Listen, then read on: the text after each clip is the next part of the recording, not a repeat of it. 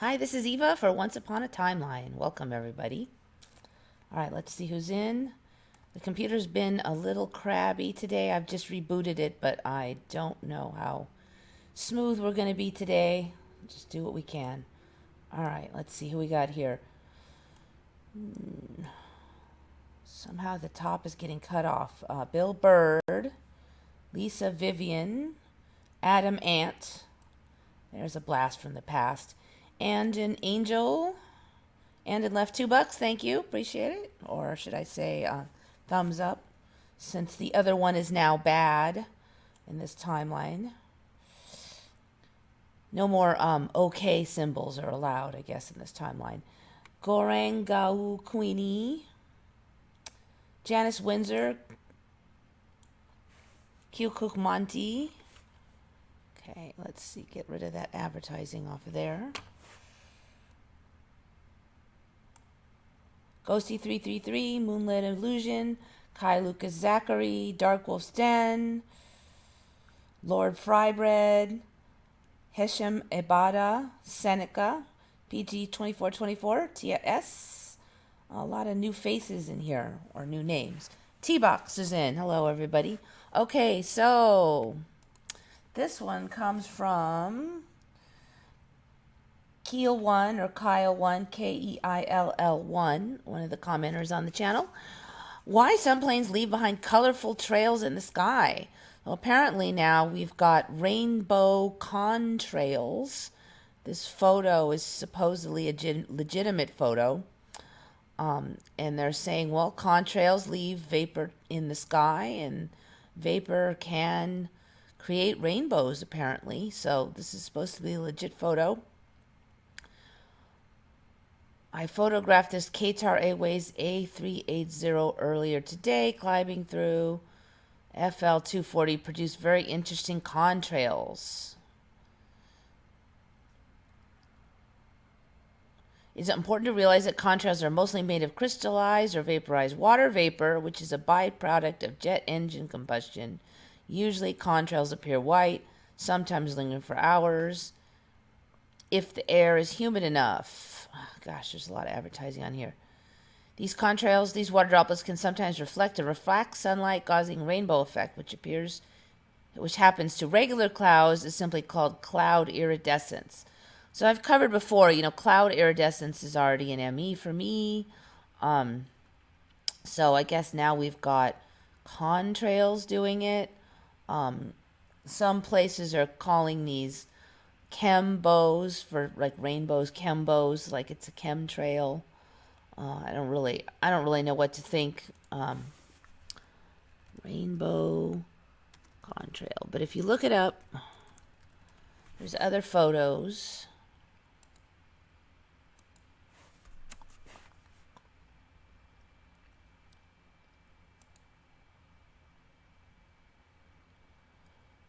So that's the thumbnail one there. There's this one. There's not a lot of them yet. This one's a really neat one here.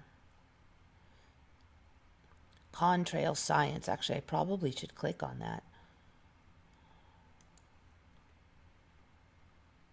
This one was an interesting one. There's a close-up where it shows that it is in fact rainbowy here. I think this one shows it. But what's all this stuff?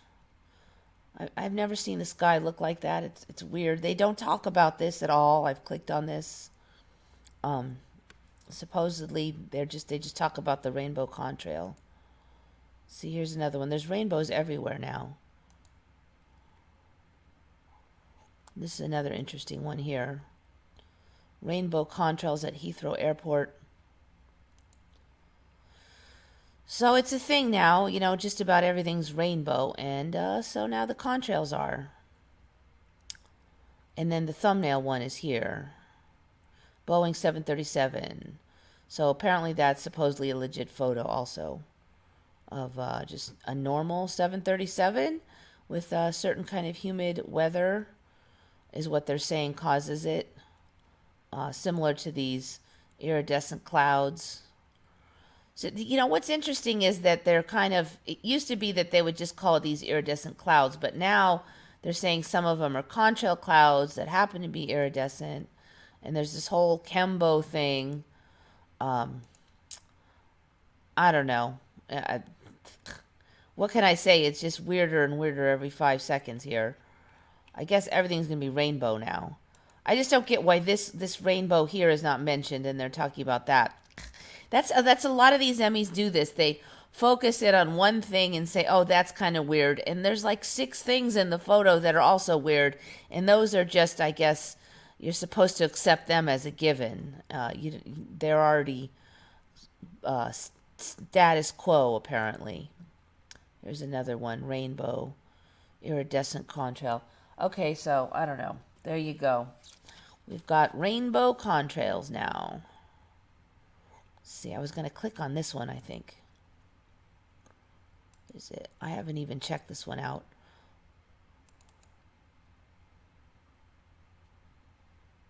I think they're just going to say that it's water vapors. Nice photo. The trail seems to start actually on the wing and is a weird rainbow effect you don't often find in exhaust trails. Yeah, that's a point. There's a lot going on there. It's an aerodynamic contrail formed by the reduction of pressure in the air as it moves over the wing. When the pressure of the gas falls, then its temperature falls. The reduced temperature causes small drops of water to condense, which then may freeze. The frozen drops get larger as more water condenses.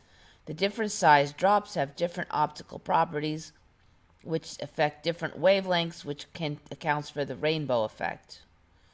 That's interesting. Okay, so basically this thing, it's making its own water by traveling through the air. Okay, that would probably explain that thumbnail photo too, actually. I'm glad I clicked on that. This is pretty weird here too. You've probably seen aerodynamic contrails on landing planes and they show this photo. No, I have not. That's interesting. I have seen some weird fog effects on some of the planes they were saying were breaking the sound barrier. And I have not seen any weird fog and stuff on the winds. Definitely nothing like that. Here you can see wing contrails vanish almost immediately. The long persisting contrails are from the outer ends of the lower flaps where air is compressed and then expanded very rapidly, causing a lot of moisture to condense. You can see there's a lot of moisture in the air. It's quite misty looking. If the aerodynamic contrail is thick enough, then it forms like a solid sheet and can curl up at the sides as it is drawn into the wingtip vortices. Check that photo out.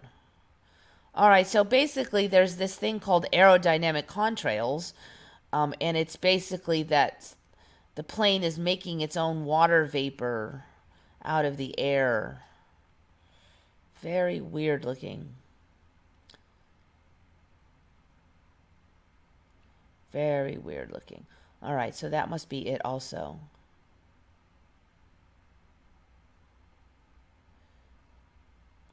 In this shot, you can see the jet seems to be underneath a layer of clouds, suggesting it is low altitude, where exhaust contrails would not normally form.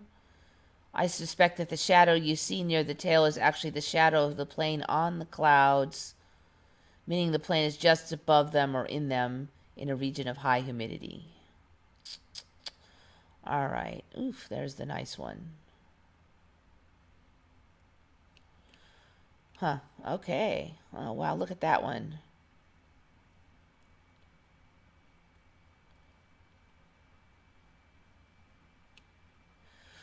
Okay. I should write that one down. Aerodynamic contrails.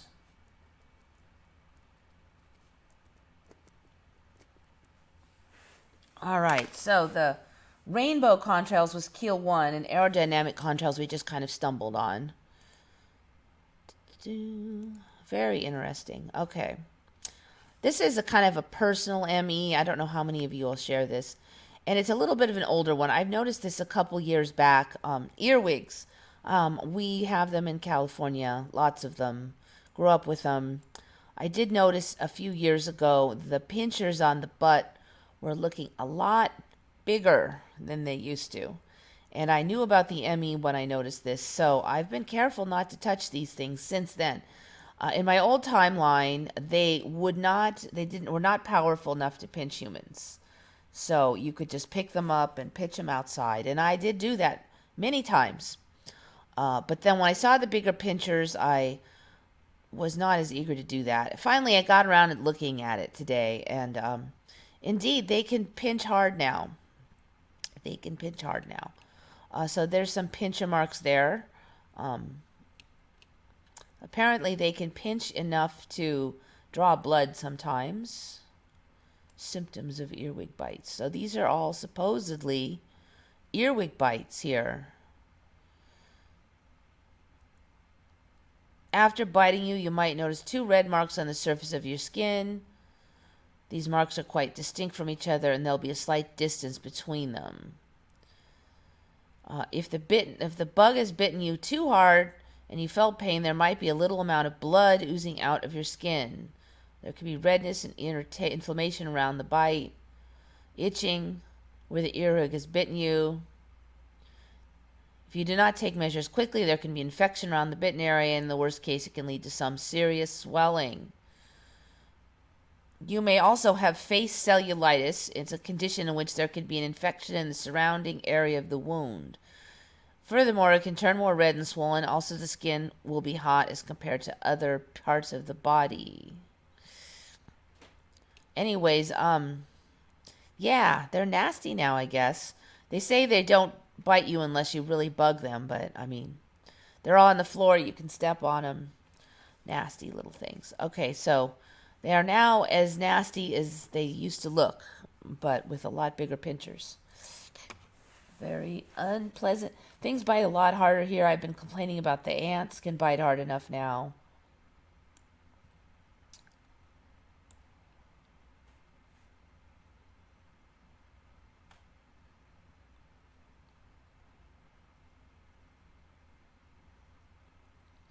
It's been 100 degrees here, Kai Lucas Zachary. Yeah, actually, it finally got really hot here, too. Suddenly. It was about 100 and something on Monday.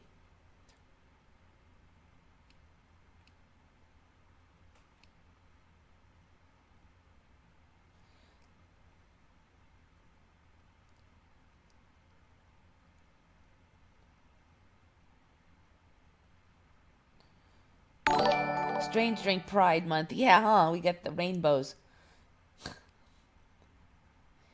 Don't they call them fire rainbows in the sky? Yeah, they used to only be fire rainbows, iridescent clouds. But now we still have all that. But now we also have the rainbow chemtrails or contrails or whatever you want to call them. I wonder if we'll get rainbow stuff each year during this month. Sky Punch. Is that the hole punch clouds? Yeah, those are weird. Definitely an ME. $2 more. Thank you. Peace. Appreciate it. Mandela Affected. Not only that earwig are aggressive now. I've been bitten many times.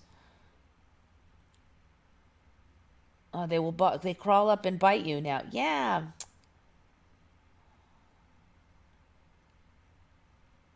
They're claiming online that they're not aggressive, though, but I don't know. And a lot of places are being really vague about them biting. I mean, you would think that if they bit you that hard, that more places would be saying, watch out.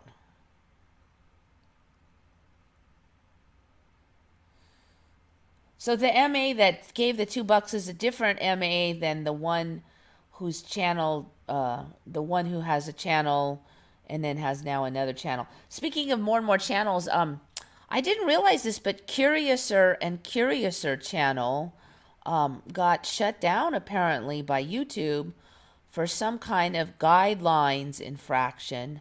I don't know if there's any more detail on it, but he started a new channel, Curious and Curiouser. I would be very interested to know what they claim is the reason for shutting down his old channel. Because I really never saw anything that I would consider not fair use. He didn't use long clips. And even if he did once or twice, I mean, I can't see that they would shut his whole channel down. I don't know. It's concern. Because, they are saying that YouTube is going to crack down on obviously false channels that push obviously false information. And, they could say that about us if they wanted to. I mean, obviously, we don't think it's false, but what age does the Emmy affect someone? We don't know of any age limits. People have definitely said that their kids have seen changes. Because sometimes, the changes are fresh. And kids actually notice little details. They're still learning about the world. They're still, they look at words and look at how they're spelled and mark it in their mind. So, like, for instance, I remember when, what spice was that changed? One of the spices changed, and turmeric used to be, turmeric is now turmeric. And one of their kids noticed right away when turmeric turned to turmeric with an extra R. So yeah, I did. I think you just have to be old enough to be able to notice when details change and talk about them, basically.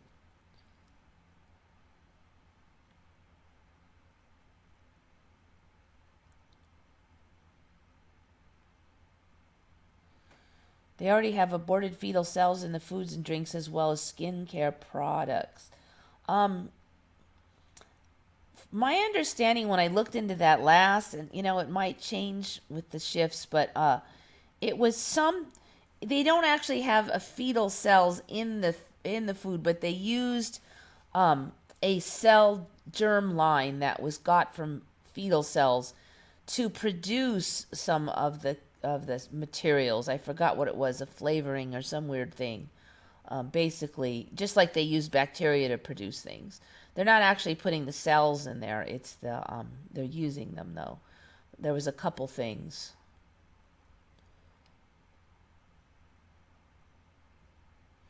Curious Channel had nothing but music and pictures. Yeah, I mean, I don't know if maybe there was repeated copyright strikes. I'm just trying to think what it could be that would make any sense, and I don't remember long clips. There is talking. They could argue maybe that there wasn't enough commentary to be fair use. I would definitely dispute that. I don't know. I don't. I haven't seen every video, but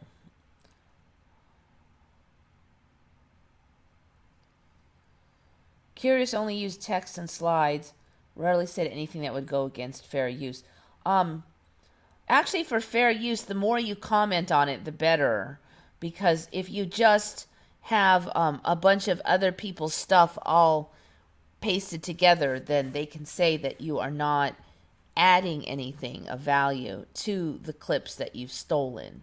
So if you're sitting there talking about them, that's much better. But again, they they had he had written stuff on there that would normally count as commentary, but maybe it doesn't. I don't know.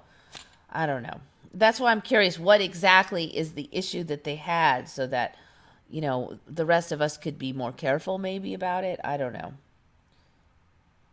Apparently, a lot of people just get these fair use strikes and they get these guideline strikes and there's no explanation. They just, a vague Pelican Spider. Okay, let's check out Pelican Spider. Pelican Spider. I saw on another channel apparently there's ew. Ew, no way. That's ridiculous. It does look like a pelican. Pfft. Pelican spiders are the weirdest. Look at that thing.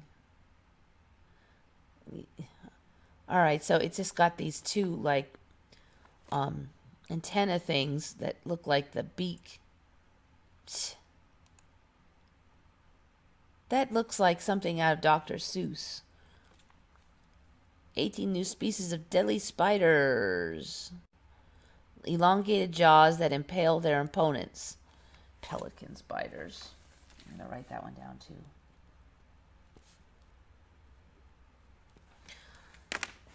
They look like pelicans. Yeah, I don't think so. Well, I think they look... Yeah, I agree they look like pelicans, but... Even that other spider looks weird.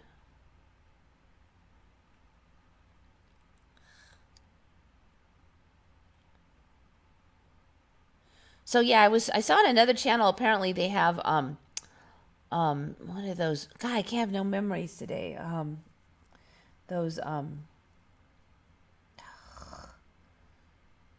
Anyway, there's another little innocent cute bug that I guess tries to look like spiders now. It's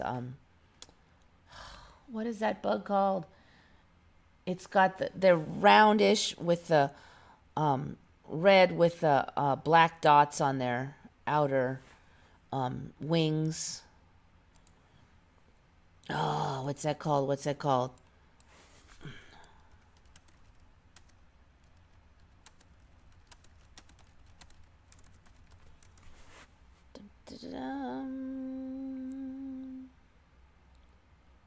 Ugh. I'm sure you know what it is. Ladybugs. That's it. Ladybugs. Ladybugs. What channel was that on? I saw it on somebody else's channel for a second. Apparently, there's ladybugs that imitate spiders now. I mean, insects are so smart that they now imitate other creatures, apparently. No more spiders. No more spiders. Actually, I don't think I have any spiders for today. We had the earwigs. That should be enough.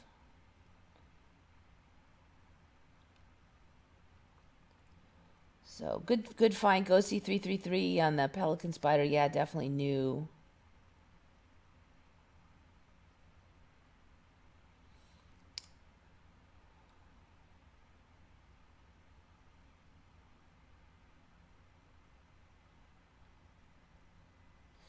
Yeah, a lot of people are saying censorship, and it may well be. I don't know where this timeline's going. I think we just got to do our best to ride it out. But I just really, if they're gonna, I just really want to know what their lame old excuse is, I guess.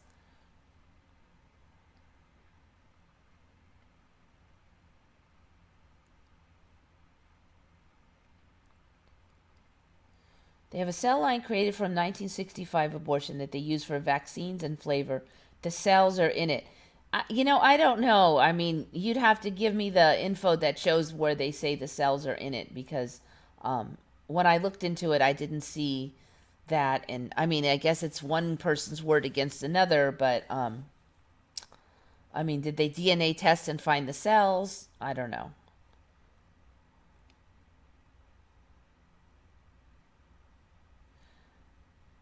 No alternate history guidelines. Oh, they have no alternate history guidelines. Yeah. There's a lot of, they could definitely say we're obviously false because we're saying, well, I remember something different than the wiki. You could say that. I mean, I'm not saying that that this reality is, I'm not arguing with what wiki says for this reality. Well, sometimes I kind of question it, but I'm not really trying to push some other narrative in this reality. I'm just saying I remember something different. I mean, are they going to crack down on all the psychics and all that stuff too? I don't know. I mean, there's definitely, it's vague enough that they could apply it how they like, and that is a concern.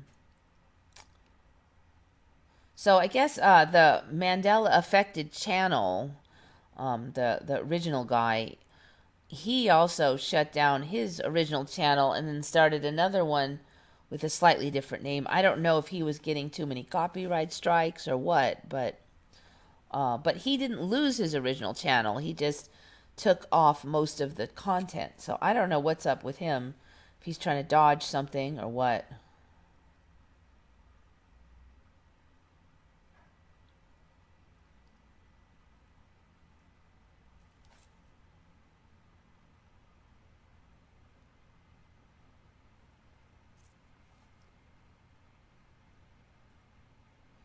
Selpum maggiore, see-through fish. Yeah, I've had those see-through fish on before.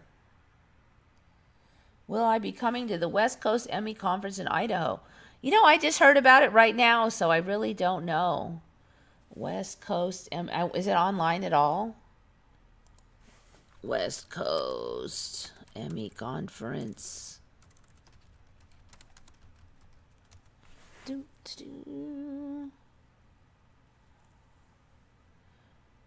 Let's try the Mandela Effect conference. Mandela. I know they had a conference before, but they didn't want to make it too public or something. It's very hard to get many people to come if you don't, though.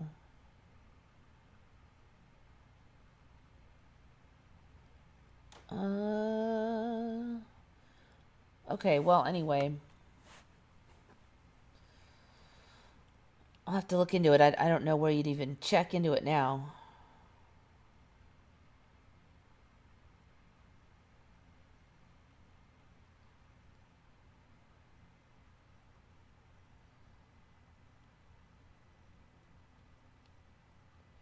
Oh, okay. Dark Wolf Den's in charge of it. When's it going to be? Ferry boats now in scriptures. Oh, you know what? The scriptures just are like this weird hodgepodge now of not making sense. I mean, they were a little bit dense to read before, but now it doesn't even make any sense. All right. We have some really weird ones today. Beyond the Pelican Spiders. Guess I'll put that in there too. Oh, I already got it.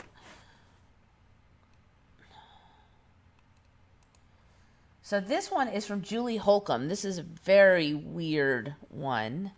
Very weird.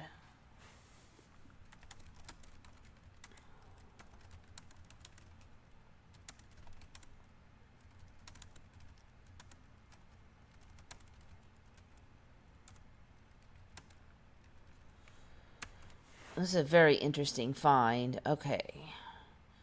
So apparently in this remote village, some boys don't grow their man parts until they're 12. They're born looking like females. And they're saying it's like 1% of the boys. They're born looking like females. And then when they hit 12, they suddenly grow out man parts. And they're fully functional and they can be, so they grow up as girls and then they just like switch over to be boys. And then look for wives and have kids like normal, is the story. And they're calling them gueve dolces, which gueve, I guess, means some man parts, and dolces means 12. I've never heard of this kind of a thing. Those parts are supposed to grow in the womb. I just don't see how. I mean, in the old timeline, no freaking way. There's no freaking way. This condition is not isolated to just the Dominican Republic. It's also been observed in Turkey and New Guinea. New Guinea, a lot of weird ME changes there.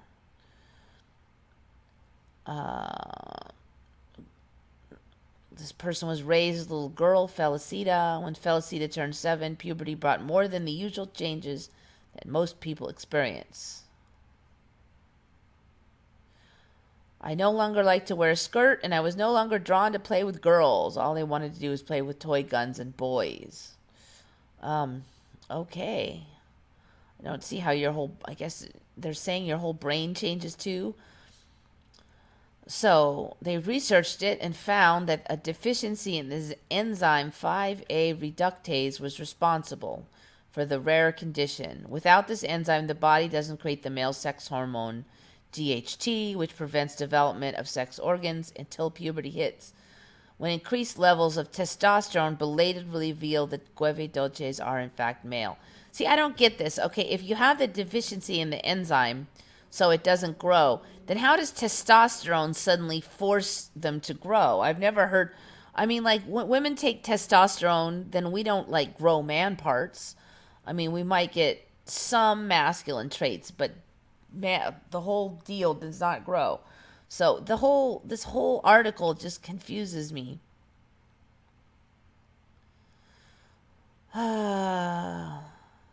Strangely enough, Imperado's discovery was also the foundation of the medicine finasteride, which is used by thousands of men worldwide to combat prostate enlargement and male pattern baldness. So yeah, this was actually, these were discovered a long time ago, these Agueve Dolce children. It was quite some time ago. Where did it say?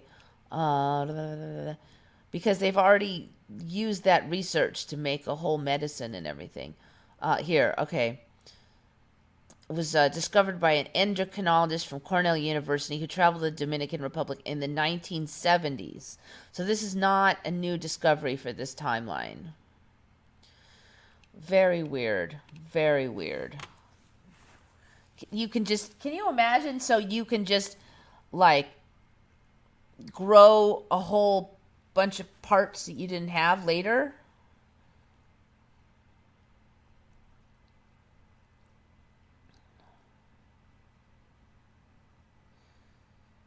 Did anyone else hear about the golden rule of the Bible having changed its syntax? Do unto others as... How does that go? Do unto others as you would have them do unto thee. Do unto others. Do unto others. Dang, I don't think I had it perfectly memorized. Do unto others, you would have them do unto you. Ooh, it sounds about right. All things whatsoever. A command based on words of Jesus on the Sermon of the Mount. All things whatsoever ye would that men should do to you, do ye even so to them. Okay, so it sounds like they're saying here that do unto others is not in there, and that we just made it a short form, and all it really is now.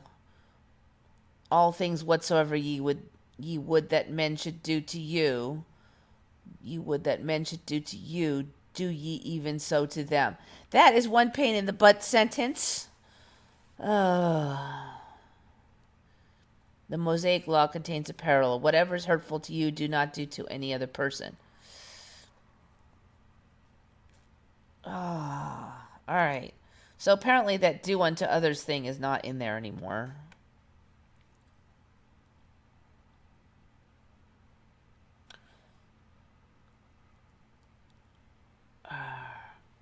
All right, so the golden rule looks like totally mangled then.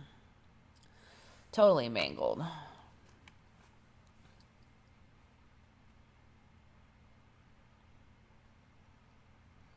November 8 to 10, 4 p.m. I'm just going to write you some of this down. I don't know. The question is if I can escape from work. 10. Sun Valley, Ketchum, Idaho.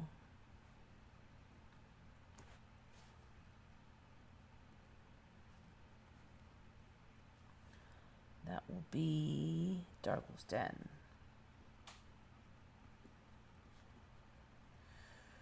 You do better than I did getting people together. I could only get like a couple people at a time. And San Diego region, you'd think that, we have a pretty high population density. All right, so, yeah, golden rule, definitely mangled.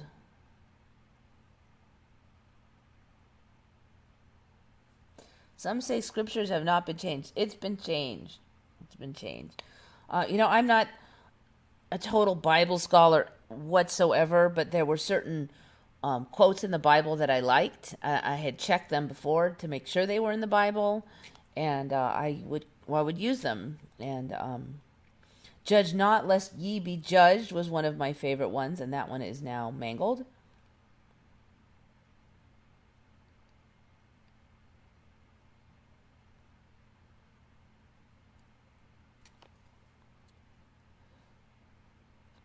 There's, dang, it just reset. There's a whole bunch of weird stuff now where they're saying that they raised male, even in the United States. Oh, wow, somebody gave me $10. Cool. Thank you. Belinda Brubaker. Appreciate it. Much appreciation. Um, so I've covered before, like in the United States, back not that long ago, they were saying that they raised some boys as girls to protect them from what was the stupid excuse they had? I can't even remember now. Um, so I don't know. There's just so much of that now. They would wear, oh, that it was normal for boys to wear girls' clothes just because it just was. Like they would wear skirts and stuff. And then I had heard, this was a little bit older, and I'm wondering if it's ME related, but I did hear it a ways back that like the Japanese would dress boys as girls to protect them from demons, that the demons wouldn't realize they were boys, and so the demons wouldn't try to steal them.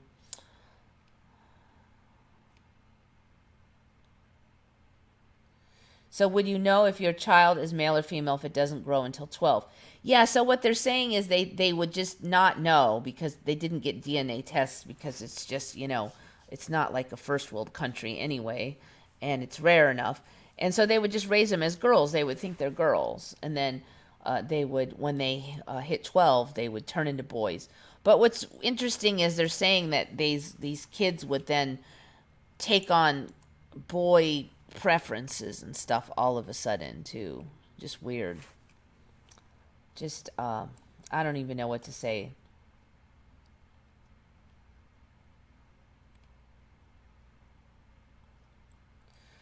Still the lion and the lamb for me, not the wolf. Yep.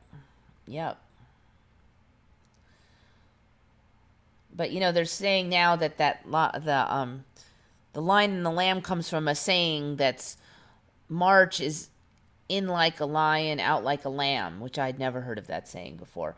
And we were talking about this Emmy for years, and I never heard anyone come up with that saying.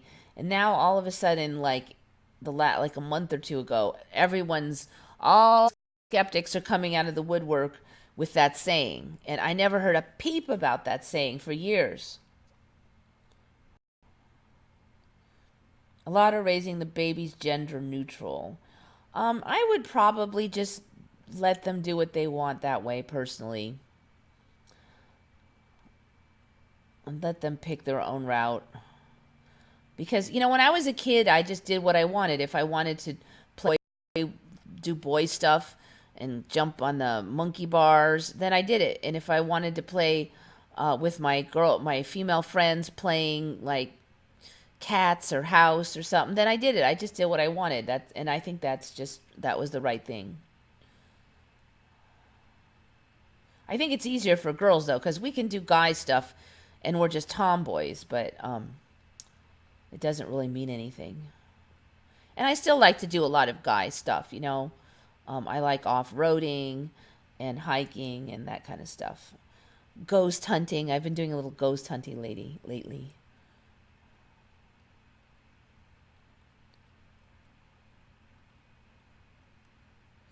I guess the power of positive thinking there can make you a boy. I don't know. They're saying they're genetically are actually boys, so that's why they can grow the man parts. I just don't get how it grows later. The thing is, there's a whole bunch of genetic males. Well, I don't know of any of them personally, but there's definitely been a million stories of genetic males who did not grow their man parts right, and they weren't able to suddenly grow them later by getting testosterone shots. If you didn't have them grown in the womb, you didn't have them. They just didn't grow. You could get other masculine traits like little hair on your chest and deeper voice, but you could not get man parts from taking testosterone. So I don't get how this 12-year-old testosterone suddenly caused them to grow their parts. I just don't see how that makes any sense at all. But I guess in this timeline, it's possible. I'm suspecting that this is just like the first of more of this stuff we'll see, though. Ghost hunting is demon hunting. Yeah, if that's what you believe, I don't think so.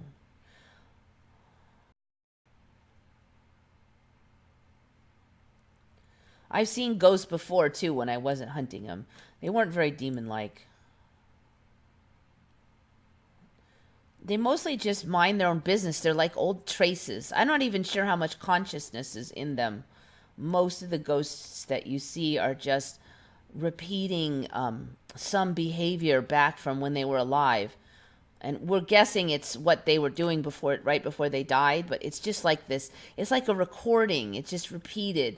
They're not like bopping around talking with you that much or even noticing you, because it's like it's an old CGI recording thing. Most of them. I mean, I'm not the expert of the universe, but the ones I've seen have been like that.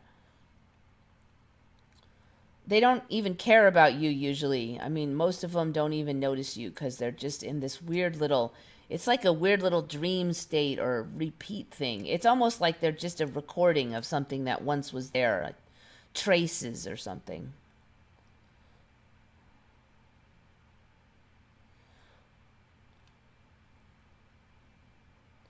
I mean, who knows all of what's out there? I'm not saying there aren't demons. There may well be. But I don't think all ghost hunting is demon hunting. And I also do kind of put out my little thing where, like, no bad things, because no bad energy. Big with places with quartz. The ghosts around here that I've seen, it's just places where people died and, like, really old places that haven't been disturbed, like really old bridges, and where, hundreds of years of history is has not been churned up too much, because most of the stuff around here is really new buildings since the 60s or 70s. There's not a lot of history in San Diego, but there's a little bit of it.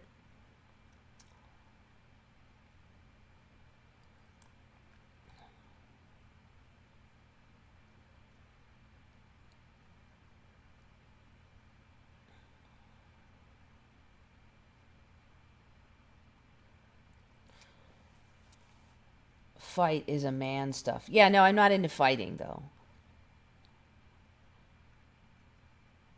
Did you cover right whales? There's a whole bunch of them now. Oh, yeah, that's right. Weren't they, like, endangered before? Not anymore. Right whales. Dang it, how do you spell that? I think it's that way.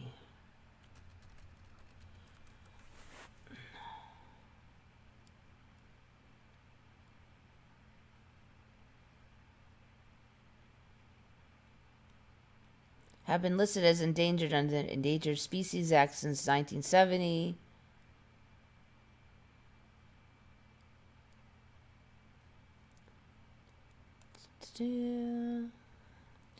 Oh, there's 2 other species now.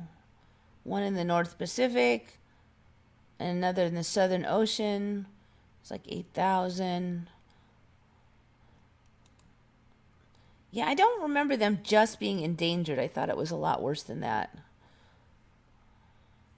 Well, this kind of fits with the pattern I see, because everything that's endangered or critically endangered or on the brink of extinction, they all get more and more of them. At least the way I'm shifting, that's how it's happening. Nothing is going extinct. Everything is going reverse. The animals show up as critically endangered and, only in one part of the world and only almost for sure going to go extinct any minute. That's how they show up. And then over the years, you get more and more and more of them. Way more than you could get. And their territory expands and there's more and more species of them. And so now we have 3 species of right whale, apparently.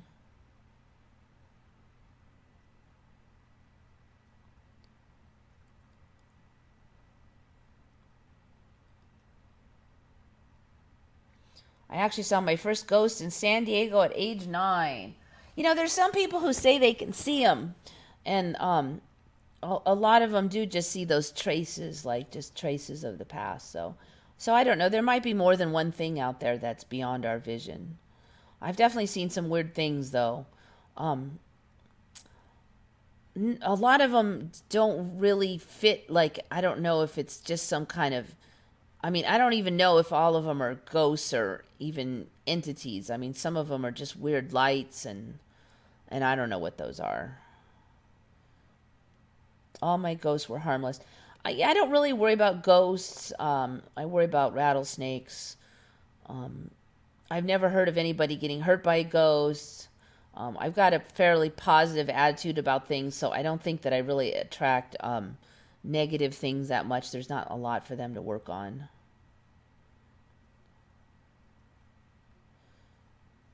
I think that possibly if your mind is not strong, or if you're heavily attracted to the negative, you can attract.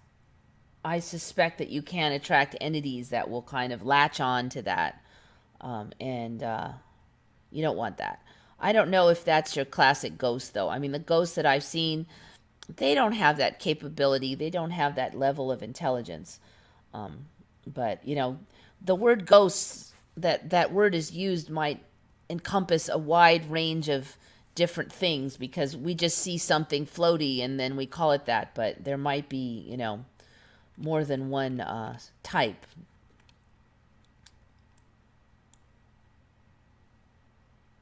Women can act male okay, but males can't be Tommy boys. Yeah. Yeah, that's one of the things I think sucks about being a guy. I can just do whatever I want, and people don't bug me, but I can do guy stuff and I can do girl stuff, and people just think it's kind of cool that I'm flexible, but guys don't have that freedom. If a guy wants to be a nurse, he's going to get some crap.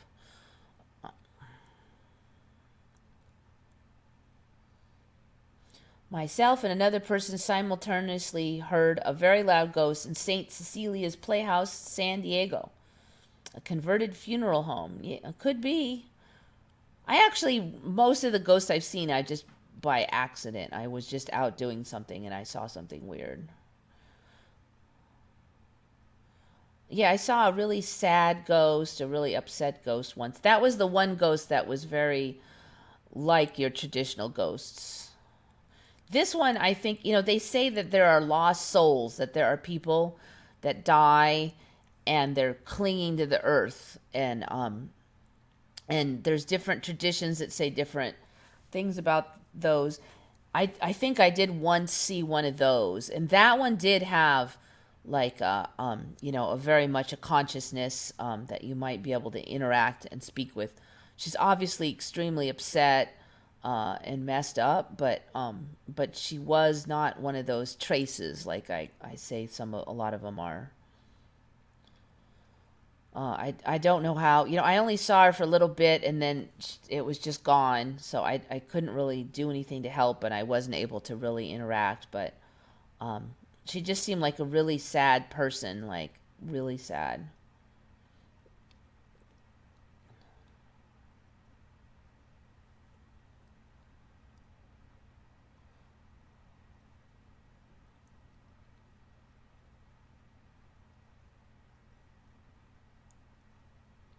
Have you seen the vaquita? Oh, those are those super tiny little they were little dolphins, I think. Those freshwater dolphins.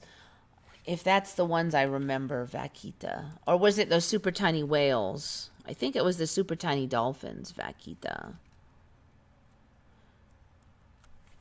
Oh, porpoises. Yeah. That one came up about 2 years ago, maybe. See, it's on the brink of extinction. It just showed up 2 years ago, guys. Gulf of California on the brink of extinction. Okay, that's not the ones that go in the rivers, though, I guess. Yeah, that one showed up about 1 or 2 years ago. I heard about it. I didn't find that one. I think somebody else found that one, but yeah, definitely an Emmy. Vaquita. It's hard to keep track with all the animals. There's so many, especially the whales.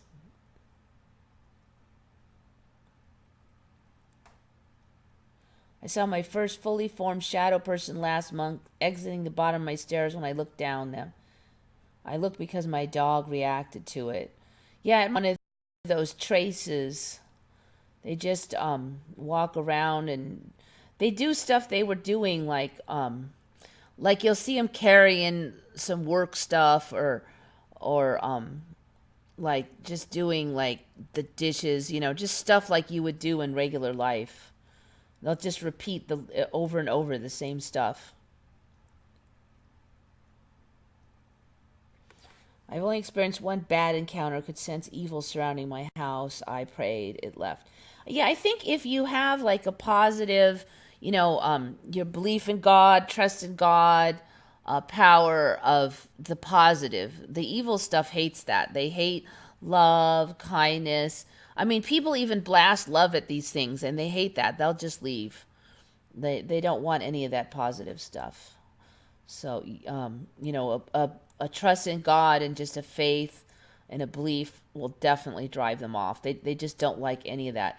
They're looking for, like, the negative ones are looking for something to kind of clutch into you. They're trying to feed on your fears and your paranoia, power hungriness, anything like that they can kind of get their claws into your dark side. So you got to have a handle on your dark side. And if you can blast the good stuff at them, they'll bail out of there. The dimensions are collapsing, cause of the ME created by the D wave extracting resources. Yeah, I don't know.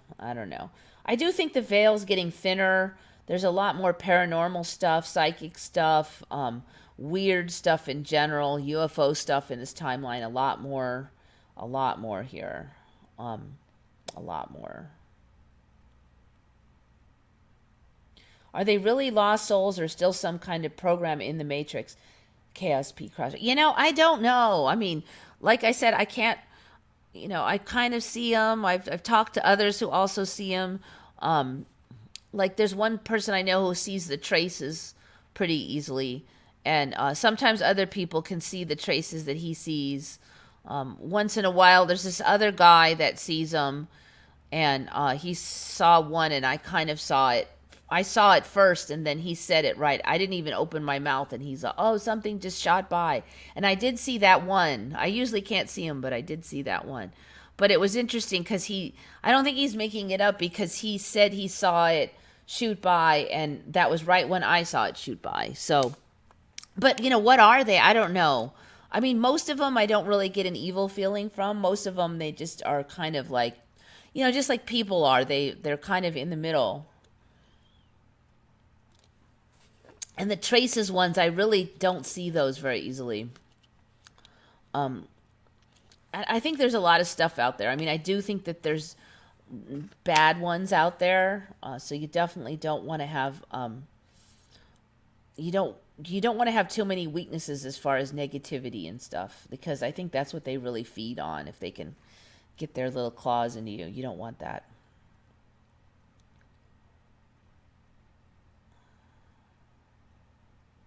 Are they lost souls? Yeah, that's the thing. I don't know what they are. You can see something that only tells you a little bit about it, and the rest is just guessing.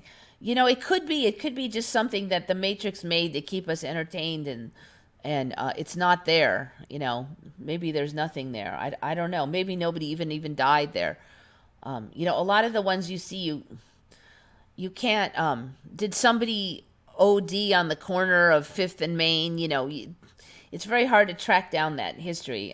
Some of these are way out in some old ancient bridge that the birth death records are pretty shoddy for 200 years ago. So,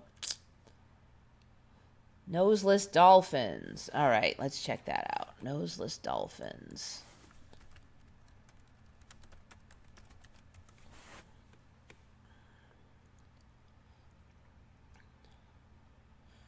But yeah, unlike TV shows, 99% of ghost hunting excursions is just you and your friends chit-chatting in some cool old place. So that's like most of it. It's not like the corny TV shows very much.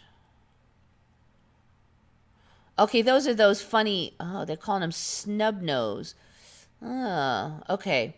There was another one I saw before. Is that the same one? This one might be another new one. Okay, Irrawaddy. Yeah. Oh, okay. This is a new one then. I remember Irrawaddy dolphin from a couple years ago. So this snub-nosed dolphin is a different beast, and it resembles the Irrawaddy dolphin. That's what I was thinking that was. This is definitely a new one. Snub-nosed dolphin. So many creatures.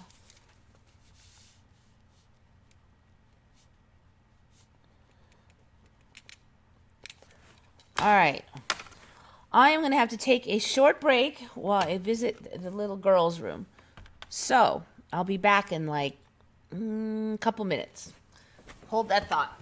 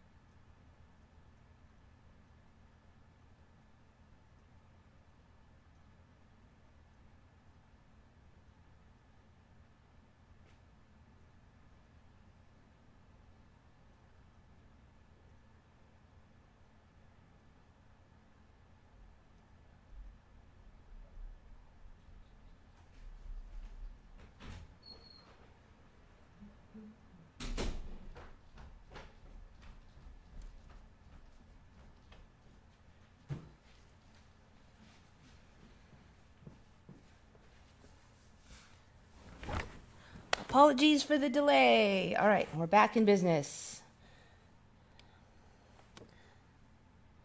I miss Art Bell, yeah. You know, I used to drive late at night and I would put him on. I was visiting my friends. I used to live in LA and the traffic's so horrible that your best bet is to leave about 10 p.m. so you don't have traffic. I burn a safe stick and walk around all the corners and doors and say, only the good shall remain, etc. Yeah, you know, when we moved into this house, we had, it's very hard to find anybody that does like cleansings, but we did it. We were able to find a Catholic priest that would come here and kind of cleanse the territory before we moved in. Just to be like on the safe side, you know?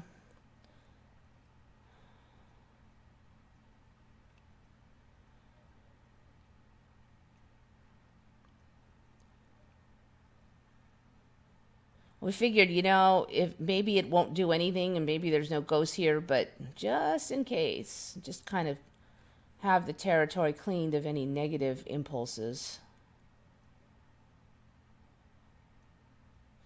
Hardcore skeptics are more fanatic than people who believe in the higher realms these days.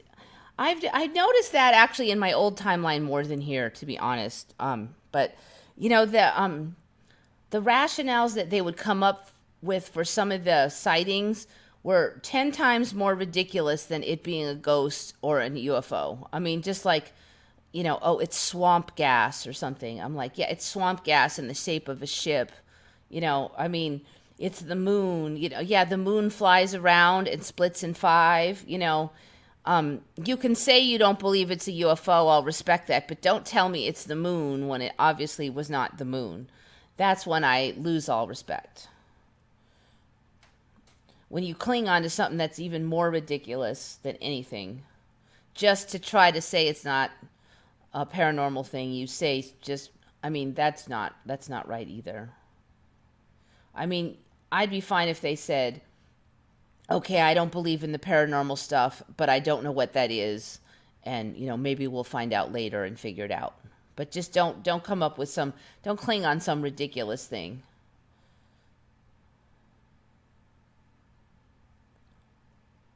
Animals are getting smarter all the time. Yeah, even insects now, you know, they imitate each other.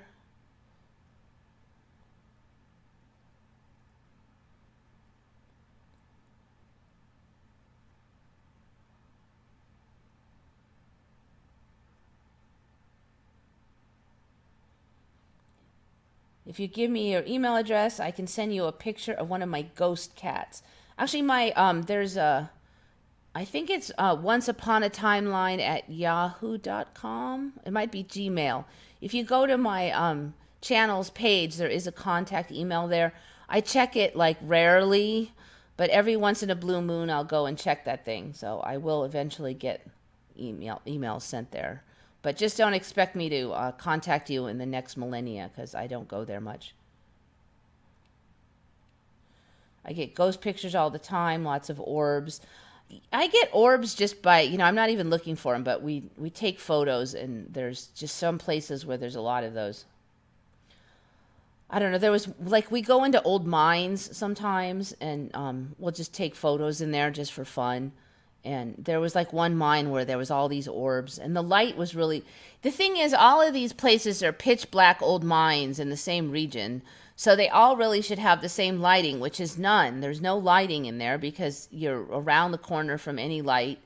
It's all black. But for some reason, some of these places will have a bunch of orbs. And there was one that, like, every photo I took, anybody's eyes were visible in the photo, would glow hugely. And then they looked like they had these giant demon eyes. So we called it the demon mine. Not that I thought it was evil in there or anything, but it was weird because all the eyes would glow in that mine, but in another mine, nothing.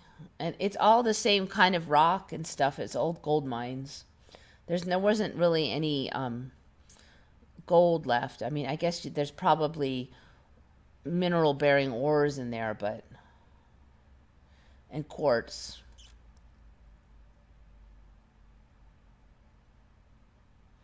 One hour reached. Yeah, man, I'm not making very much progress. Okay, here we go. Wait, that's the old one. Don't want to repeat last week's. All right. All right, so we've got those weird man parts thing. Moonbow.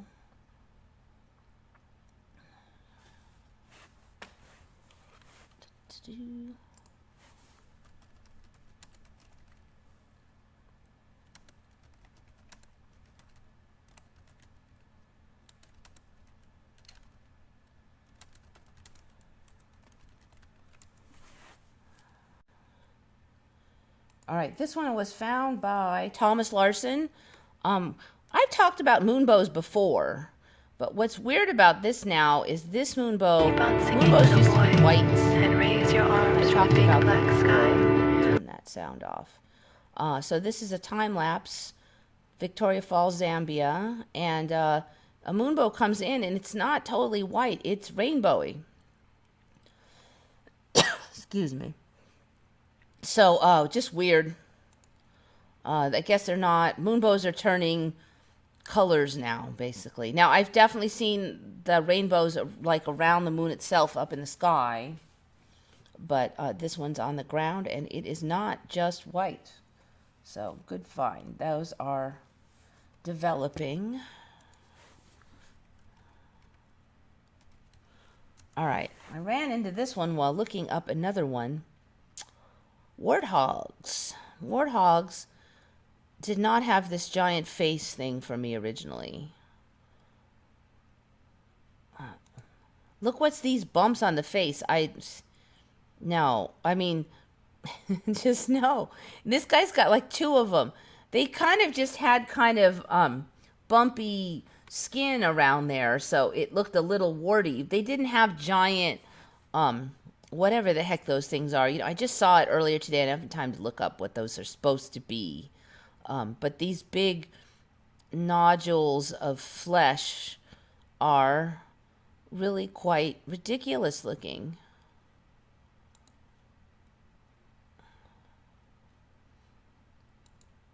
Now, I think I could have maybe not seen like these little ones, but the giant ones like this, no, those were not on warthogs before. Huge, just huge. I mean,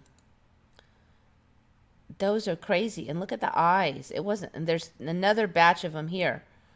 They've really changed. They did not have, they look real, look at the eyes. That is like crazy. Just crazy.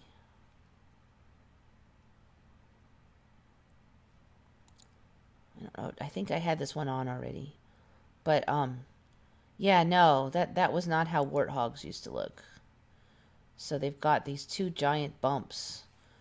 I should just look those up.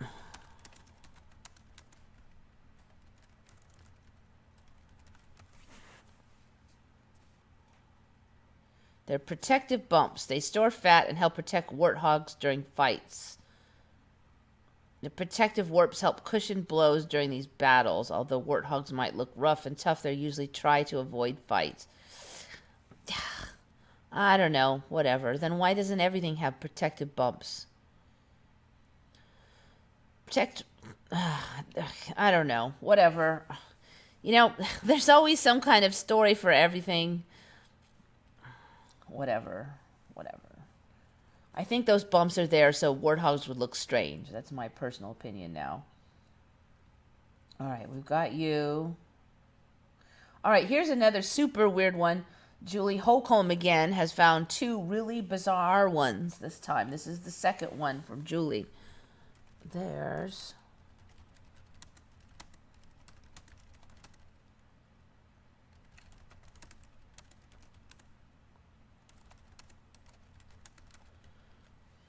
Now, I've heard some mumblings about this one, so this is not quite as freaky as the other one.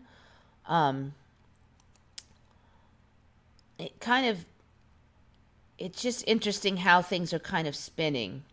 There's evidence humans didn't actually see blue until modern times. So their argument here is that they went to some tribe that doesn't have a word for color blue. And what they found is that almost no old tribes had a word for the color blue. It was just the same word as they used for green. So they went to a tribe that exists now that does not have a word for the color blue. And they showed them this ring of green squares and then this super obviously blue square there. And most of them could not tell the blue square from the green squares, even though it's blatantly obvious to us. A few of them could, but they took a long time. Okay. But then this same tribe has lots of words for green, lots more than we have. And so then they did this one on them, and they could apparently easily see which one of these squares is a different green. And I was able to do it, but it took me a long time. It's this one. But I pretty much had to compare each one to each one to each one until I finally went, wait, those two didn't. I went, oh, wait, okay, those two. I couldn't just look at it and tell. Like this one, you're like, me, it's obviously that one. So that one. And I have pretty good color perception, too, compared to the average person.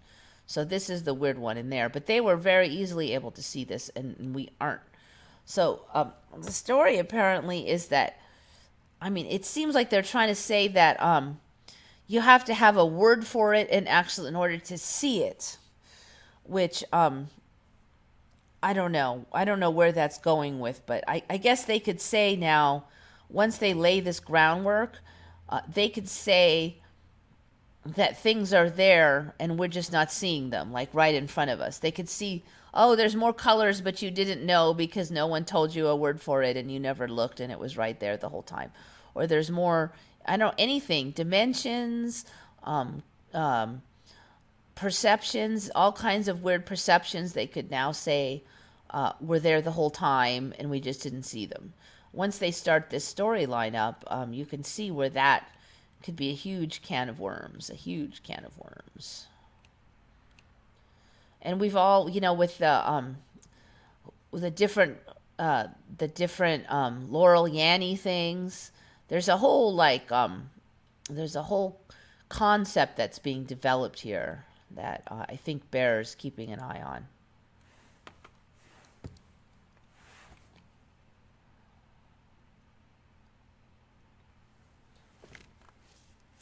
Are they setting us up to see different colors? Yeah, and then they had that weird color where they said it's both blue and red at the same time. And I have seen that freaking color. I can see that color. That it's two colors at once that aren't supposed to exist. I've covered this one before. I think I've been able to see that since the 90s, though. things got weird for me in the 90s. Reading in 2 colors.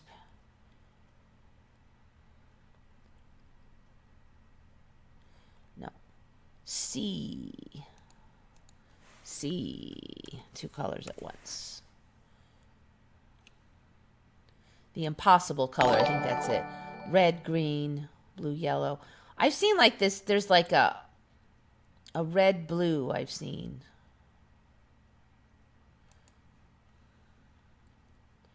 Impossible colors.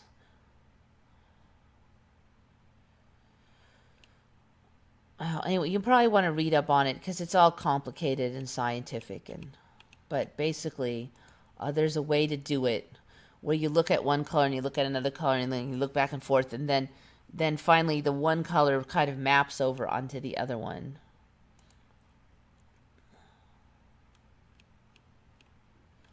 How many? This is the second image of a rainbow colored iris for this subject material. What's the chances? Discovery of possible colors.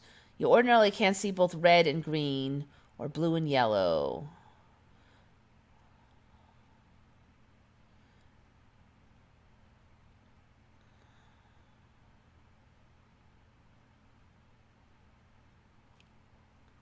How to see impossible colors.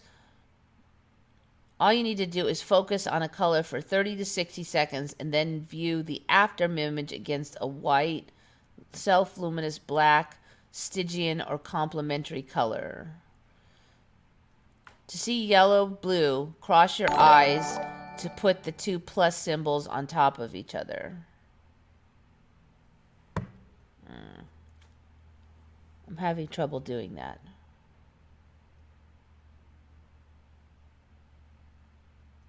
Oh, okay, I see. You cross your eyes and then the blue and the yellow overlap and you're kind of seeing them both at the same time. Kind of.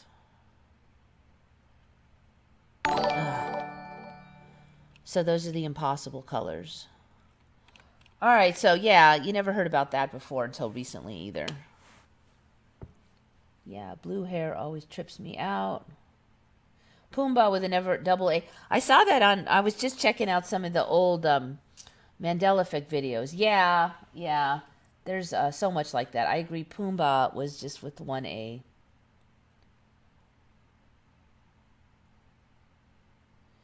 Have you talked about the 7-colored earth or the horned shark or the giant forest hog? I don't think I've done giant forest hog. Let me check that one out. I'm not sure about those others. Forest hog. I know the hogs are getting ridiculously big now. They're like 900 pounds. Ew, look at that face. Oh my God. No, I don't have giant forest hog. Okay. I'm going to write that down. Hold on.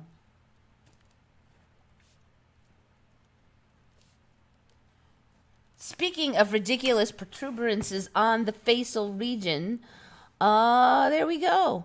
The only member of its genus is native to wooded habitats in Africa. The largest wild member of the pig family. Look at that face. It looks like it's got giant... I wonder how big that thing is. Ooh, there's not much on it either. Look. Now, in my experience, when an Emmy is really new, the wiki can be really short. Adults measure from 1.3 to 2.1 meters, so that's 6 feet. In head and body length, with an additional tail length. We're not counting the tails. Weigh 220 to 600 pounds, which is 100 to 275 kilograms. That's interesting, though, because they're really saying that a lot of escaped feral pigs around here weigh more than that. So it actually doesn't seem that big to me. However, the giant face nodules on these things. See if I can find a decent image of it. All right, look at that. What are these giant things on the face? That's gross looking. Stuff in this timeline is just weird. All right, that's not one. Weird, weird, weird, weird. Wonder what they're going to say those nodules are. Is it like more protective? Look at that. Look at that. The rarely seen giant hog in the salient of the Aberdare National Park. In the salient. Huh. What's the salient? What is that? Look at that thing under the eyes. Ah. Okay, so that looks a lot like it's getting that look like the warthog. Weird. Giant eye bags. So instead of the warthog has a little bit of bags and then the bumps, this thing has like these giant eye bags. That's really weird.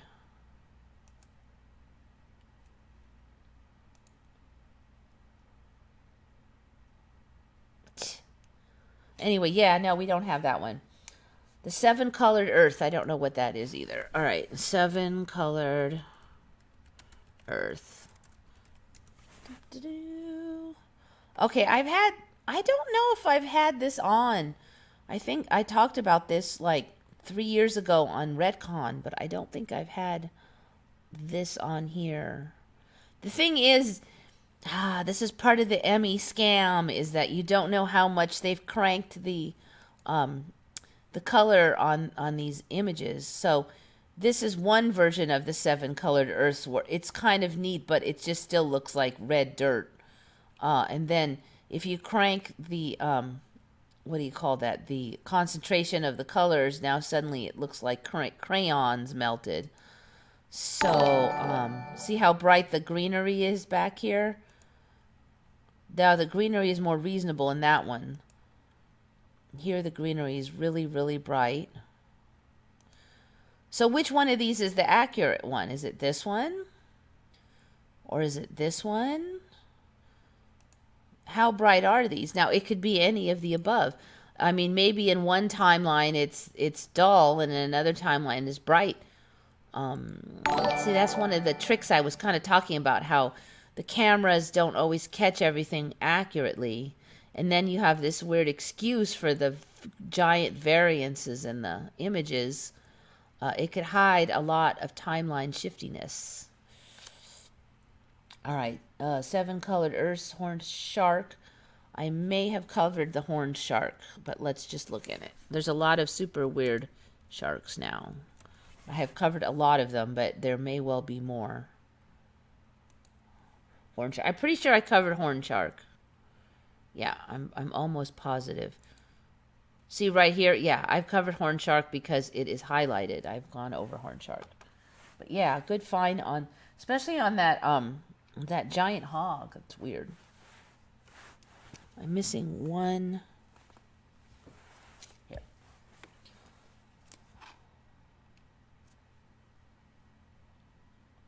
So I've gotten real sleepy again. I'm having trouble keeping my eyes open.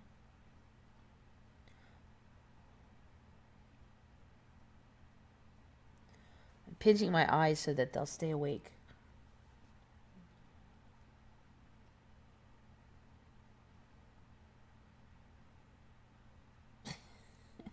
Dargle's Dan gave me $5. Thank you. I don't know why I've made like almost making money this last 2 weeks. What an animal. Yep. Salient means most noticeable, important. Yeah, but they were saying it's in the salient. They're using it as a noun, in the salient of the blah blah jungle. I've never heard of that word being used as a jungle area before. And is it a specific area of that one jungle or what? I don't know. I don't have any flu or anything. It's just 1 o'clock in the morning and I'm sleepy. Yeah, I'm actually been fairly healthy most days now. I'm definitely healthier than I was last year. I'm hoping that, I've maybe gotten over the hump or whatever. I don't know.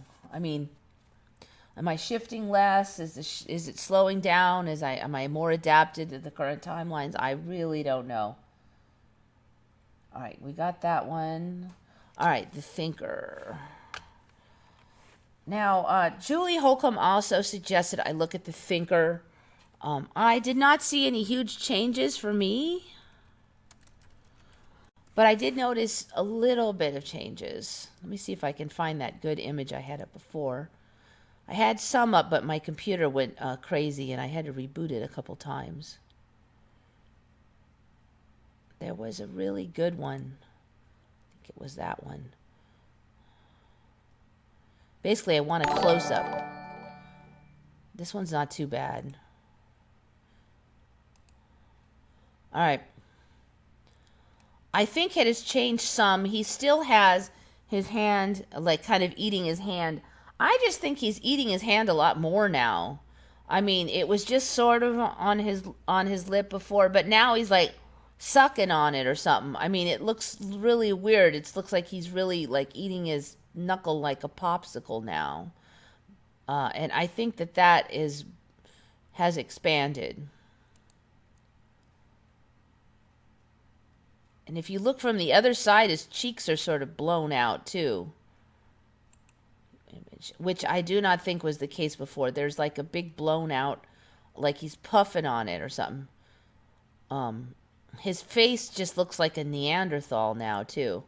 He used to be fairly sophisticated way back, if anybody can remember that far.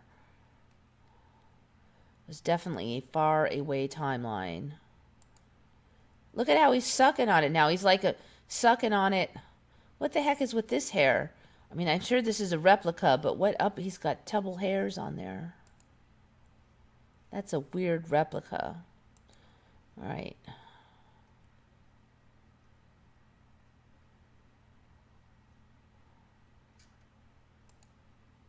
Look at that. He's just eating his knuckle now. It's much more than it was. There's a bunch of weird hair. I've discussed this bump thing, but there's also something going on with the hair a little bit too. The bump is kind of old, but there's something weird. There's been some minor changes on this guy.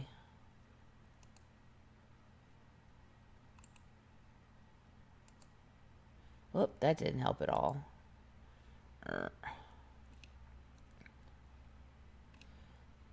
Too bad I had a really big one pulled up so I could blow it up really good, but anyway, you guys get the idea.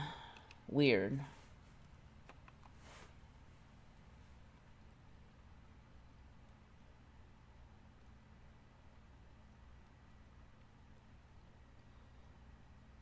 Giraffe assassin bugs. Giraffe assassin bugs.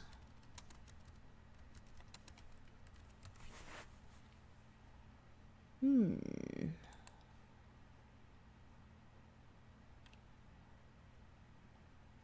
know there's so many weird bugs. What the heck is that? Oh, okay, these ones, I've seen these. Okay, I think a lot of people have covered this one. Yes, they're very weird, I agree with you. But those are like a couple years old. All right. We got here.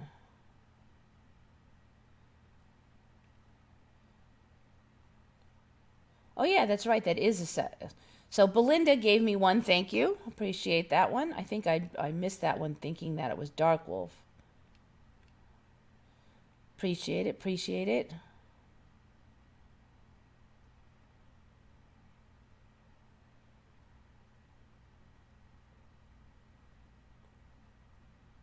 His hand was a fist.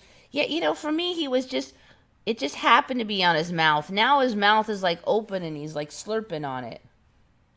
It's weird.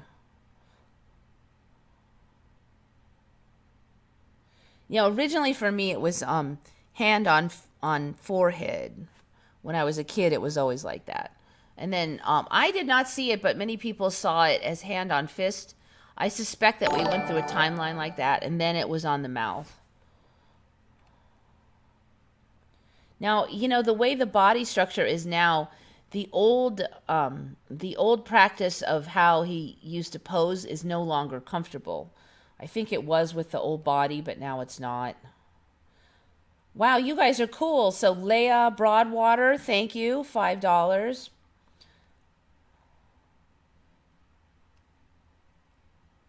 Kiva numerology is 1 liter by name. Yeah, actually, that's not my full name though, so I don't know how much it goes, but That's what I go by now. Not the giraffe beetle. That's different from assassin bugs. Katie B has contributed $5. Thank you. I may have enough money to actually withdraw some in the near future. All right, I'm looking up assassin bug again, but let me try a wiki for it instead.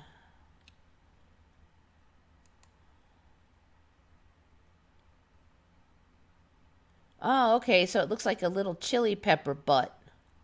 Yeah, no, I haven't seen those before. There's so many weird insects now, it's just ridiculous. And of course, they're everywhere around here.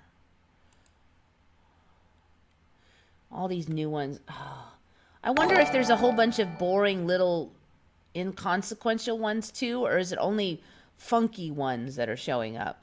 Because the boring ones, I just wouldn't know if they weren't there before. Family include the assassin bugs genre.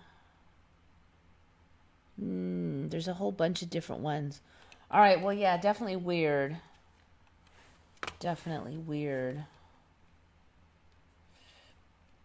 KDB. And in, wow, $10. Oh my God, you guys. I'm going to have to act sleepy next time and milk it. No, I'm just kidding. I won't, but I appreciate it. Mona Lisa smile changed. Yeah, there's more smile to the smile now, definitely. But a lot of people haven't really talked about the background on Mona Lisa has changed a lot. Now it was, who was it? That other channel, Unimundi noticed that the arm got a chair arm under it. So her actual arm has now a chair arm under it. That was a while back. But before that, she also got this weird veil on her head. But the background keeps changing. It keeps changing. It's just morphing. It's just there was a waterfall in the background for a while, but now it's gone. Dinner on Eva. Yeah, you know what? If you want to come down here, I will spend money on you and take you to dinner. Anybody who goes to every now and then I do have meetings, like a couple times a year. We have meetups here, but really only a couple people come.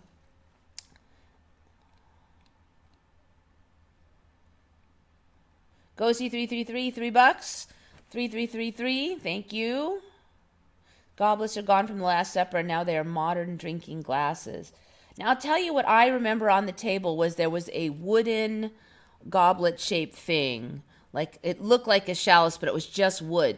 But nobody said that that was, like, a super special chalice, because it was just wood. There was no, like, diamond-encrusted anythings on it or anything. So, it was not... it was just something that people drank out of, but there just happened to be a big wood chalice on the table. And that's gone now. And you're right, it's all modern looking glass things now.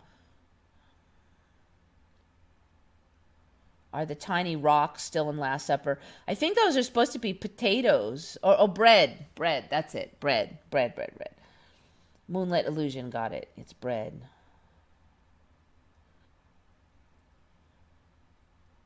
They say be careful what name you go by in numerology. It could count by the name or address anything you go by.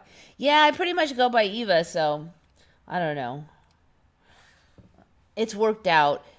That's kind of an ME too, because around here, my old timeline, a big reason I picked Eva is because everybody knew how to pronounce Eva. And so they'd see the name, and I say, my name is Eva, and it was a very, because sort of, you know, I was in contracting, and I'd meet people all the time, and I didn't want there to be a 5-minute discussion on my name all the time, so I picked it. But here, a lot of people use the word, and they pronounce it Ava, or Evie, or Eva, and I'm having a heck of a problem now, starting about 4 or 5 years ago, maybe like 4 years ago. Nobody can pronounce my name now. In this timeline, there's just too many variations. And it was weird because people I sort of knew for a while swore that I told them my name was Eva. And I never said that's not my name. $2 by Belinda again. Thank you. Appreciate it. So that was actually like one of the first MEs for me before I knew about the ME even, is that I'm like, why is it that everybody is calling me Eva all of a sudden? And some people are like, that's what you said your name is. I'm like, no, I didn't. I did not say. I know what my name is, but I can't change the amount of donation, which looks really odd. How do I do that? I'm not sure. Actually, it's been a while since I did one.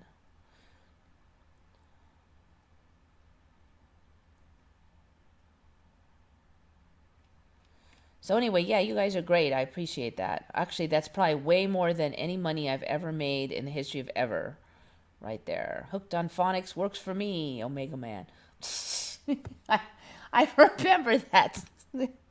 They've always got some new scheme to get people to be better at pronunciation in the English language.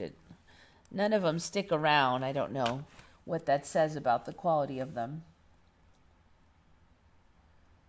All right, so there's that one. Did that one. Ooh, I've got one whole page done. All right. All right, this one I've been seeing a ton of lately.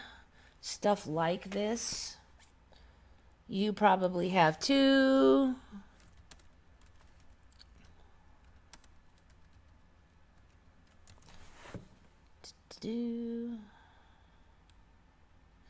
Mysterious blob caught on weather radar claimed to be a massive ladybug swarm. So, I don't know. This could work both ways. Either there's way more bugs, and there was another one where it was a huge bird swarm caught on radar. A huge insect swarms were caught. I've never heard of any of such things getting caught on radar in the old days. So either now, anytime something weird gets caught on radar, they can blame it on bugs, or there's something weird going on the bugs that they're caught on radar.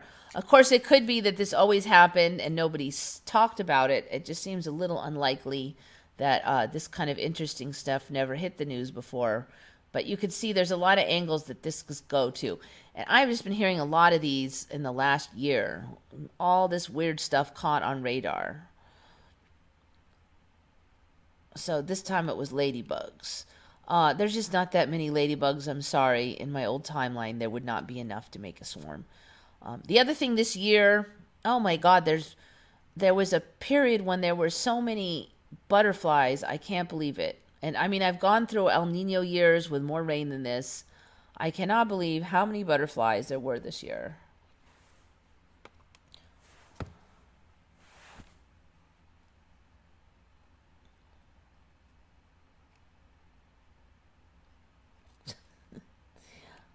Linda's got another 2. Thank you. Now, if you guys are poor, don't give me any money because I'm not starving to death or anything. So only give me money if you can spare it. Absolutely do not give me any otherwise. They just updated the weather radar today, and it's supposed to work a lot better. We will see. You know, I'll tell you though, they do predict a lot better than they used to.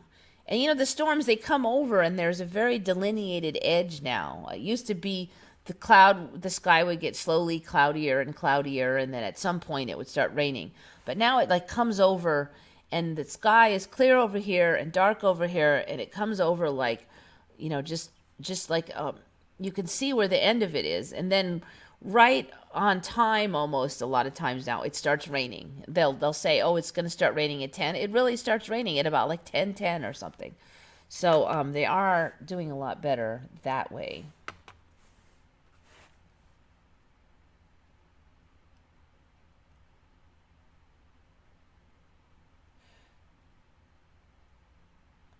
Caterpillars that are carnivores, yeah. You know, a lot of herbivores eat meat now. Crab spider that can change his body color. Yeah, almost everything and its uncle can change his body color now.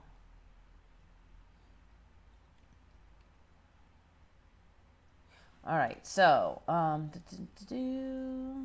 right, this is kind of a personal ME, but the street sign on the end of one of the streets I turn into to get home has jumped to the other side of the road. So it actually really kind of screwed me up. It's just little things like that. Keep an eye open for. But, you know, it used to be here and I would come this way. I usually am coming from this direction. I see the sign and then I turn around the sign and go up the street. But now this sign is over here. And so if I were to turn around it, I would like drive into this grass area. I have to turn in front of it now. But actually, it screwed me up several times in a row because I'm used to getting to the sign. There's not really lighting on that street, so I'm used to just seeing the sign and turning around it. But then I'm like, overshooting my turn now because the sign, but it's still an old stinky sign. It's not a fresh new sign. So, I mean, did they rip out my old stinky sign and put in a new old stinky sign? It seems unlikely. But anyway, that's one weird one. All right, this one. I was almost going to put this as the thumbnail, but I liked having the rainbow on there. This thing is so gross.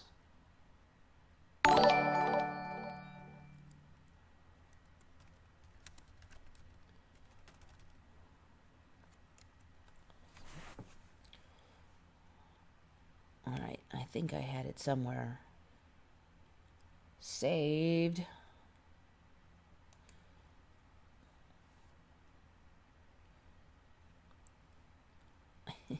So this is a caterpillar, but it looks more like, look at that thing. That's totally gross.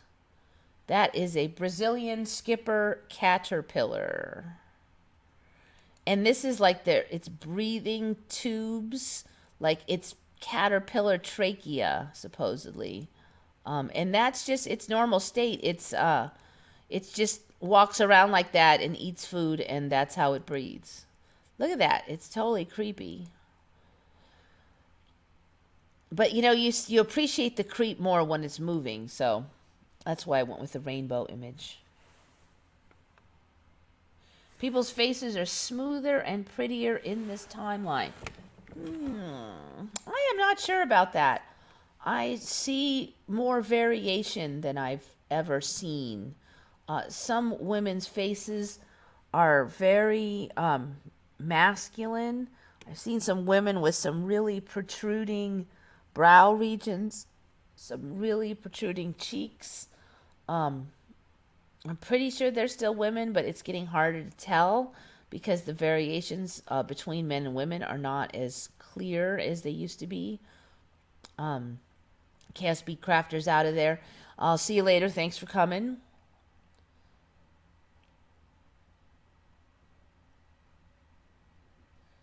Weird holes in the skull show up a while ago. So many facial changes. Yeah, the cheekbones are up higher.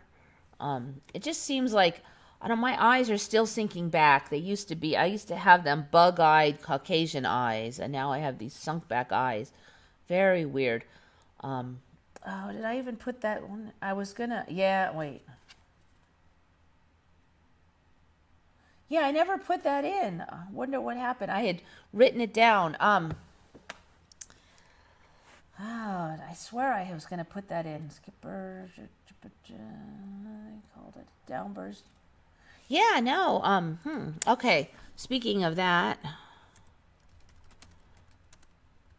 I thought I wrote this down somewhere, but I don't see it on there. People naturally have elf ears now. There is a natural mutation that gives you ears like an elf. My son was born with natural elf ears. Okay. I've been talking about this before, that I think ears are more pointy. My ears are definitely a lot more pointy than they used to be. But I don't think I have this thing that these people are having. But so people are being born with elf ears. They're saying that it is a throwback to the monkey times, where the monkeys have pointy ears. Now, some of these are just cosplay, so I'm trying to tell the difference here.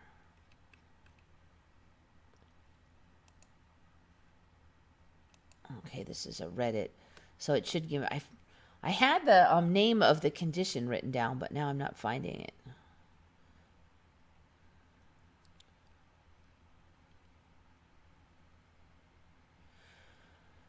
So basically, they're saying that just like monkeys have a little point, sometimes humans do now. I've never heard of it. I just thought it was really interesting because I think ears are a lot more pointy in this timeline on average. I remember a lot more like kind of potato shaped ears, and it just seems like they're more elegant and up now. All right. This is another.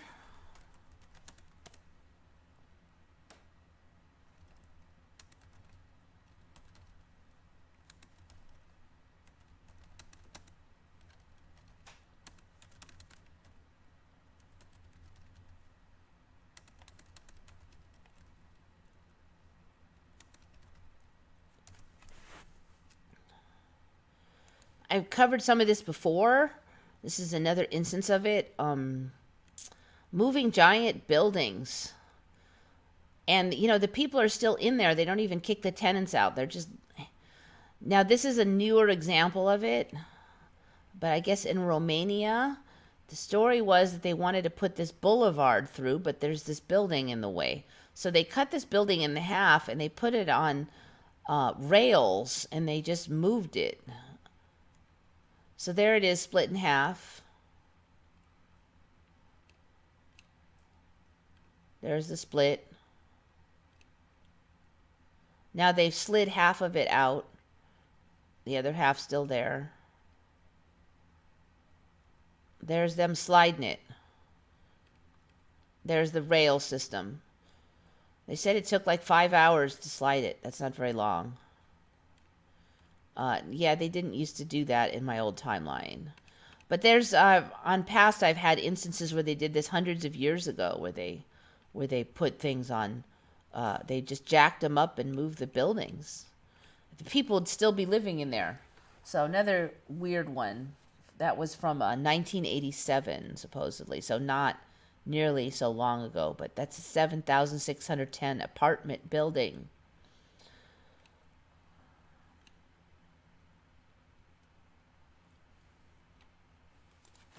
All right, another one.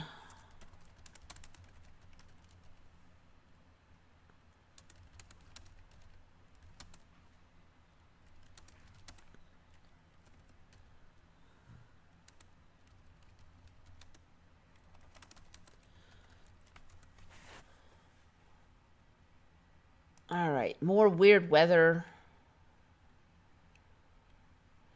This is a really weird picture to start with. This was in Texas. We did not have these in my old timeline, these weird downburst. I've been hearing that word a lot lately. Sudden downbursts of wind and rain. Just these isolated regions. I mean, that would be an image from a movie where they were opening the portal to hell or something. That was not something that I would see in my old timeline. Anything even like that. So he was saying it was 100 degrees. They called it a downburst, and the weather was over 100 Fahrenheit degrees only in Texas. And someone else says also Kansas, Oklahoma, New Mexico, blah, blah, blah, blah, blah. Midwest. I don't know. So this person's like, no, it's a supercell thunderstorm, whatever. Just weird, no. If pigs start flying, I'm either running or getting a pig saddle. Yeah, they swim, you know. That you've seen the swimming pigs, I assume. I'm still waiting for the unicorns. I'm not the first one to say that. I wanted elf ears. Well, it's not too late. The anatomy changes are still going as far as I can tell. Just imagine the joys of elf ears.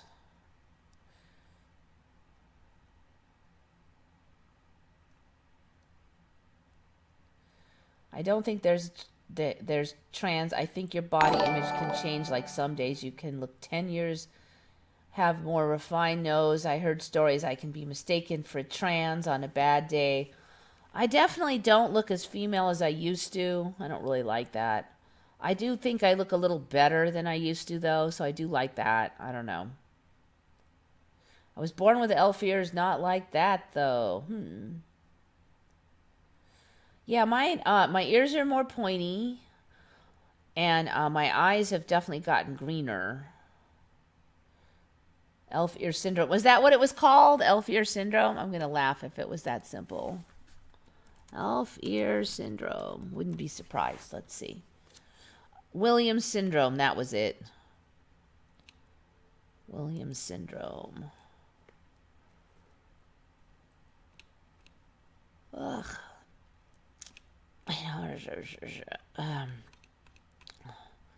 So basically, they're just saying it's a throwback. Now you can get it in one ear, supposedly, if say your arm was like squished up against your head in the womb or something, like some kind of or somebody else's arm, like if you had a twin. Let's see. Let me just type it like this.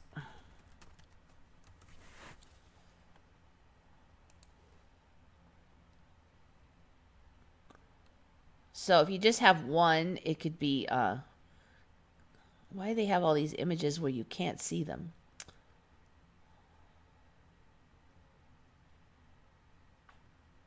Oh, you know what? Maybe that's something different, Williams syndrome.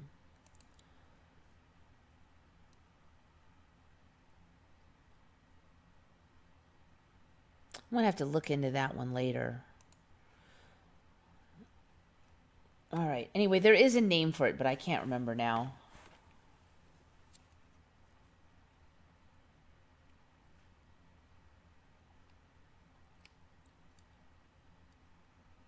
More sharper nails. I think my fingernails are probably a little stronger. I'm not sure. That might be just because I'm eating healthier, though. Elf ears, a new jewelry opportunity. Now, somebody covered before that some people have that residual gill hole in the ears that they thought was an Emmy. I think it is, too. But see, some weird things, like there are weird things that I have that in my old timeline, I was like the only one that had it. So it's like maybe it was known in advance who's approximately going to shift to where, because I have a difficulty recognizing people by face. It's called face blindness. There's a part of your brain that's supposed to be in charge specifically of recognizing the tiny variations between facial features and having that memory of each face. And mine doesn't work very well at all. And I was like, when I first heard about it, it was like almost unheard of. No, it was just super, super, super rare. And then as I've been shifting along, now they say 2% of the population has it. So like for me, if people look kind of similar, then I have trouble differentiating them. Like one pretty looking blonde haired white chick looks a lot like another pretty looking blonde haired white chick to me.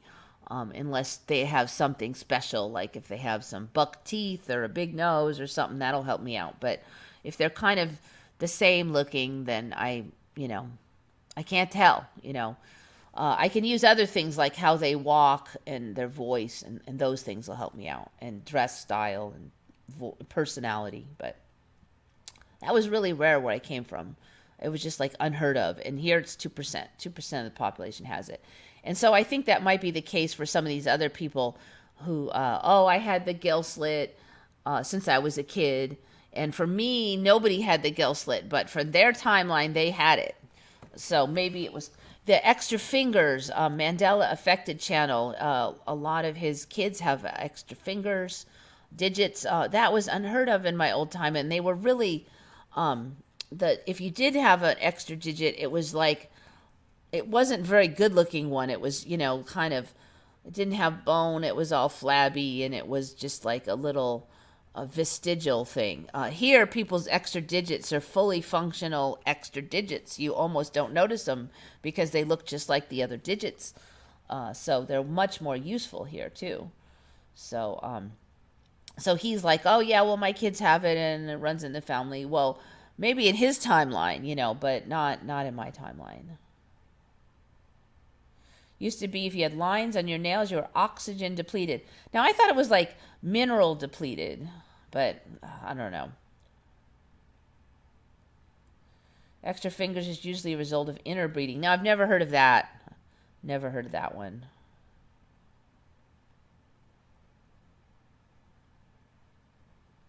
A lot of people will be getting symbolic beauty marks. That was another thing I've kind of noticed. Have you noticed that like a lot of the really important people in history in your lifetime have weird signature looks? Trump with the hair, um, a lot of the Russian ones, like the one guy had that big port wine stain on his head. Um, they all Korean. Was it? Is he called a president? The Korean leader. He's got the funky hair. They've all got stuff. And then like Hitler, he had the stupid mustache. And even though that thing has changed, it's still close enough that you recognize him.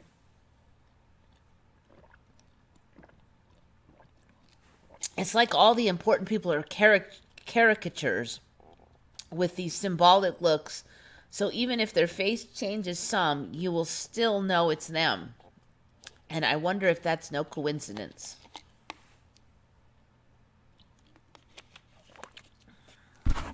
It just seems like a lot of these people are really weird looking. And maybe, someone might say, well, that's why they were successful because they were unique. I don't know. I mean, there's definitely arguments against it, but just something that's been kind of bouncing around in my head. Gorbachev, yeah. He had Poland on his head. I never heard it was Poland. It was a port wine stand. I have never heard that it was Poland.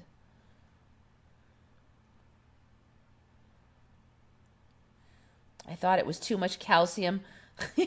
Maybe that's how you could tell what timeline you were from. What did the white marks on your fingers mean? Was it A, too much calcium, B, not enough oxygen, C, not enough magnesium? I have very round, circular freckles shaped in perfect triangles. How do you have round freckles shaped like triangles? I'm missing something in the explanation there. Round triangles. Sigmund's nose changed. Said last. Yep. Yeah, I covered that one last week. 15 years ago, I got a brown spot in the middle of my forehead like I'm Hindi. So everybody will recognize you in case your face changes now. You're covered. Giant horse-headed bats, five-legged frogs, and geese with razor-sharp tongues. Yes, all of those have been on.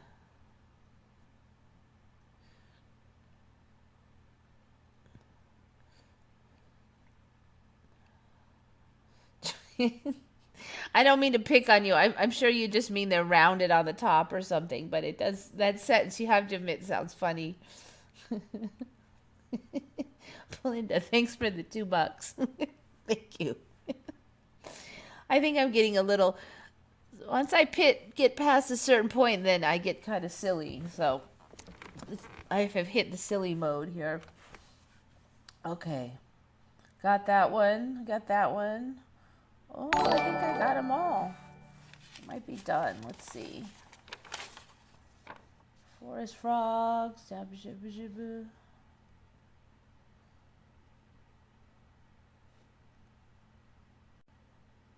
Got that one.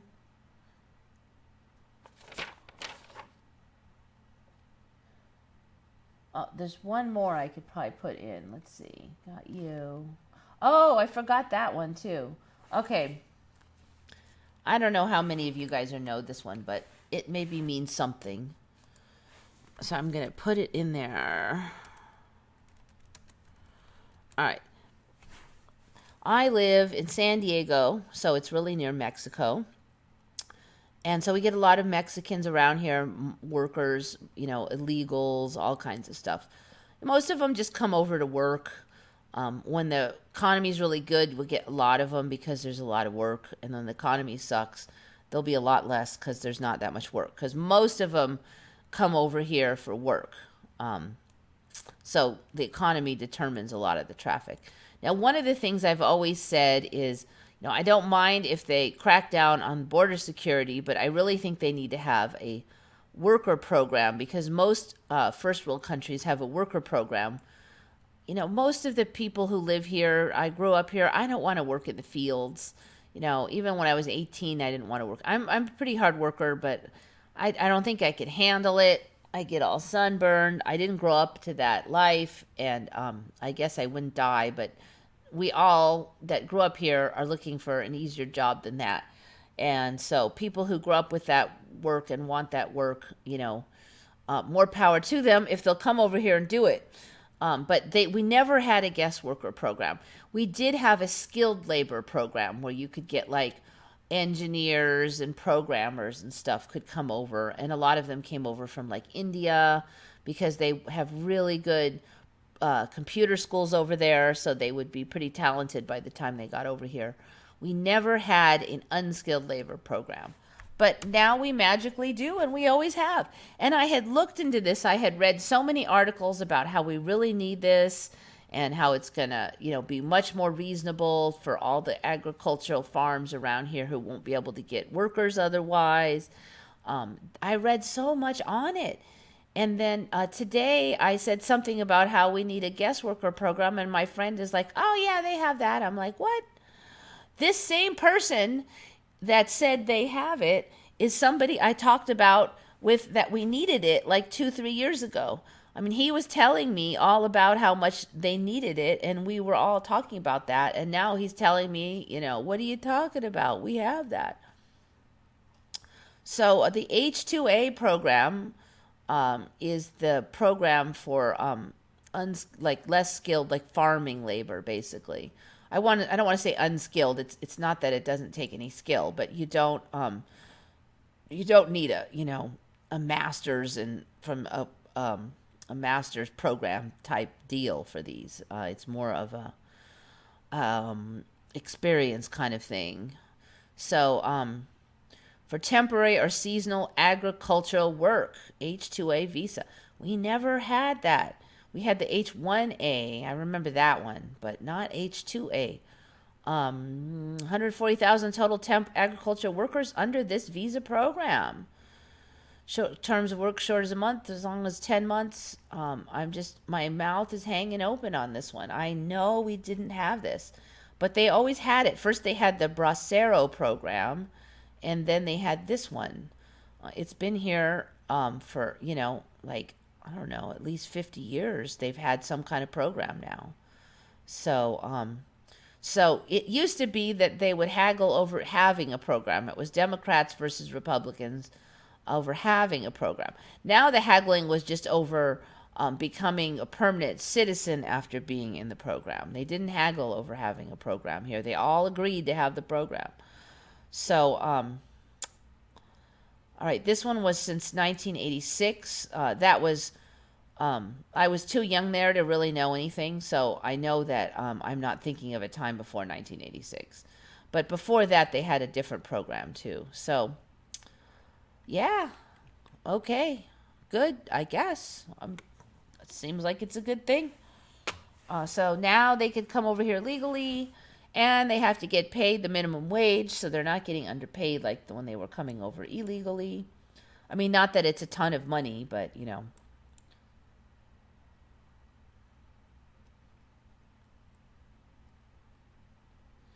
2-hour mark. Yeah, I'm just about done. Pig Ebola is new. Ew, pig Ebola. Ugh, pig Ebola. Pig Ebola. You guys are getting a lot of good ones. A lot of good ones. 200 million pigs facing slaughter after contracting swine fever. Swine fever has been called pig Ebola. May. Somehow I think we'll be fine. You know what? These things always just pizzle out. Everybody's going to die, and then we're fine. Unprecedented outbreak of a virus that's deadly to pigs.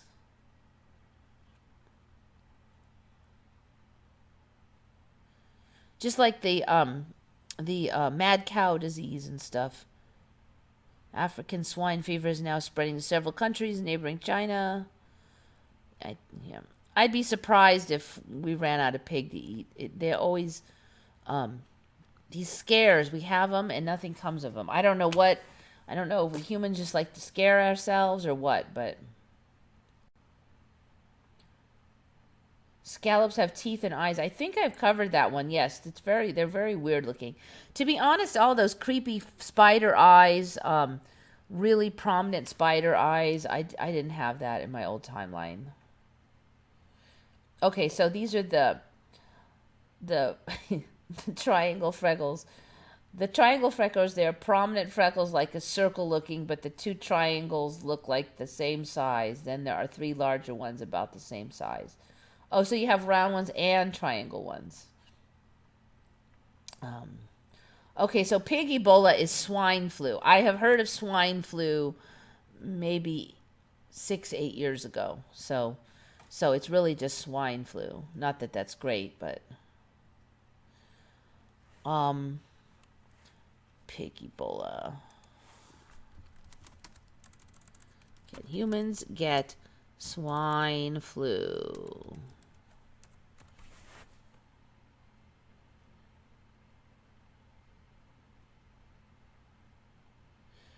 Swine flu viruses do not usually infect humans, but rare human infections have occurred. So it's not currently a huge threat to humans. It's just going to kill off a bunch of pigs, and there'll be monetary issues and less pork, theoretically, or possibly.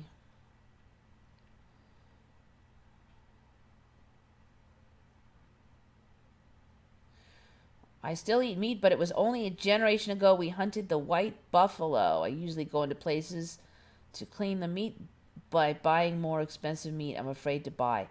You guys had white buffalo, huh? That's interesting. For me, there were only, like, what is it, around, like, maybe 2000, in the year 2000, about, there was one white buffalo, and they were, spirit animals sacred to the Native Americans. And so this one buffalo was born, and then it died a couple years later, and then it was like this big horrible sadness because it was the only one of its kind, and then a new one was born right after, and there was just one, and then there was like two. There was two for a long time. Now there's like herds of the thickened things. So nobody hunted the white buffalo in my old timeline because there was like one, and it was like treasured beyond all belief. So that's a different timeline if you guys hunted those things, because we had buffaloes, but well, not when I was alive could you hunt buffalo. Now you could, but all right, let's go through this. Okay, the old timeline. I've had people say they thought buffalo were extinct, and I'm very suspicious that I thought they were pretty much wiped out of the wild, at least. But then later, around the 2000, suddenly I find out there's a buffalo herd on a marine base near here, and they were just leftovers, and I was pretty shocked even then. I didn't know about the ME. And then there was all these herds of them all over. I don't know. There's something fishy. I'm really suspicious about buffaloes, but I can't say for sure that it's an ME, but I'm really suspicious. The white buffaloes are definitely an ME, though. Just like those herds of white deer now, and the white stags, and the white everything. Yeah, they said humans can rarely get swine flu, but it's not a huge, thing. It's not like Ebola.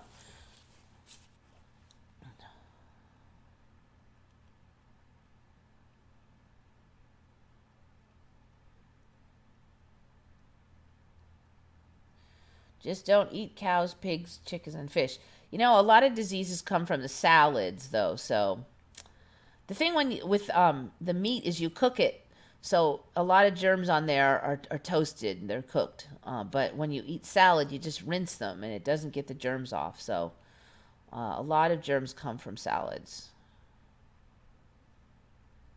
And with fruit, you're usually peeling them, so you're peeling off most of the germy spots. So fruits might be one of the safer ones.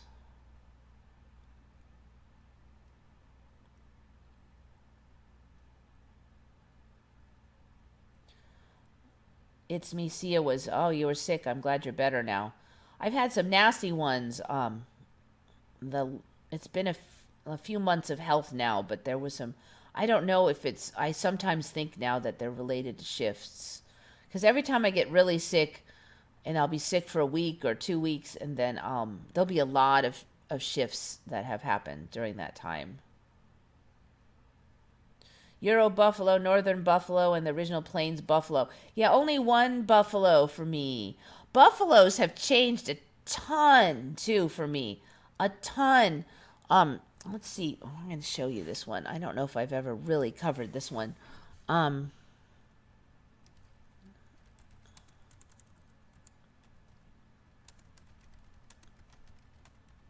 Let me see what they would. I'm not sure what the right word for that is. Um, they had like the little iconography for buffaloes. Let me see if I can find it.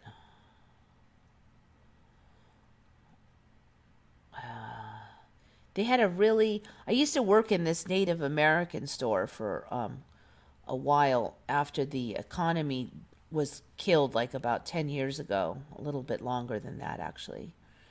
But basically, we would sell these little beads in the shape of little buffaloes, and they were real simplified. Well, basically, they looked something like this, but more just kind of triangular points up here. Actually, I can't find the exact ones. These were like everywhere back then. Look at, I can't find. Wonder if I put it in.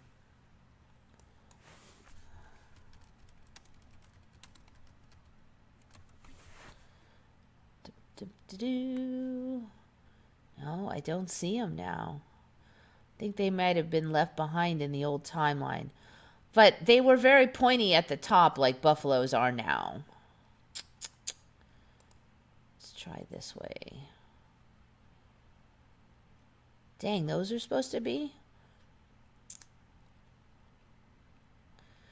But buffaloes weren't pointy in my old timeline. They didn't have this giant hump like this. They were more like shaggy cows. They had kind of a mane of fur a little bit here, like the big black, and they had a strip along the back of very shaggy fur that would go along their ridge line along the back.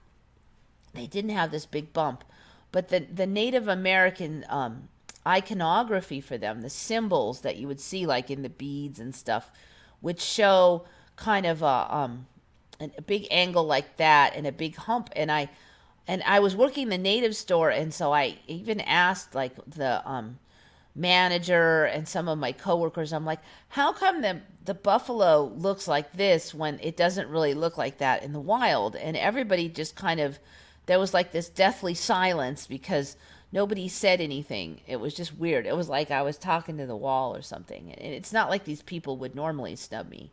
But I wonder now, I mean, did they see the current buffalo and I didn't? Or they didn't want to discuss it, or they didn't want to admit they didn't know. But the buffaloes now, the fur patterns are very different. And it's interesting because I've been selling buffalo fur scrap for about 8 years now, and I've seen the differences in the scrap coming in. It's just like a lot of people do make the giant buffalo robes, and then whatever pieces they cut off, I buy them and resell it as scrap. So the scrap now has a lot more black fur on it. There's a lot more areas of the black shaggy fur. And now you can buy, they call it the humps, the buffalo humps. Buffaloes did not have humps in my old timeline. That was like for, they just didn't. They didn't have these giant humps. So I don't know. But now what I want to say, though, is that the old iconography that I didn't understand, the buffaloes now look like that. A lot like that. Not exactly, but a lot like that. So it's like, again, it was like the Emmy was foreshadowing with that iconography. White-tailed deer getting longer hair. White-tailed deer. And weird diseases and all kinds of stuff. Super funky antlers. Cactus antlers. Their tail is getting ridiculous. Super fuzzy long tails.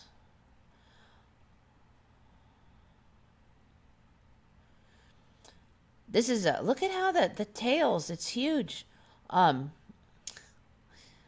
sell also deer scrap, so I get like the tails, anything that people eat and hunt. I will sell the scrap. I won't sell the pelts if they're just hunting for the pelts. But if they already eat it, then I will take the scrap fur. And one of the things I have is deer tails, because they pretty much use the pelt for clothing and the meat for eating and the antlers for either art or to hang.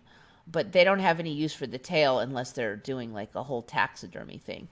And so I will sell those. And the tails are getting longer and longer and longer and longer. And I originally made my listing with a size range, and like almost all of them are even the very edge of the long side or longer even than what I have on my listing now. The other thing about them is they come in weird colors now. They used to all be the same. Now you get like these. They were calling it piebald there for a couple of years in a couple of timelines, but now they call it Leucism. Leucism, I think it is. Leucism is the new favorite word for funky colors.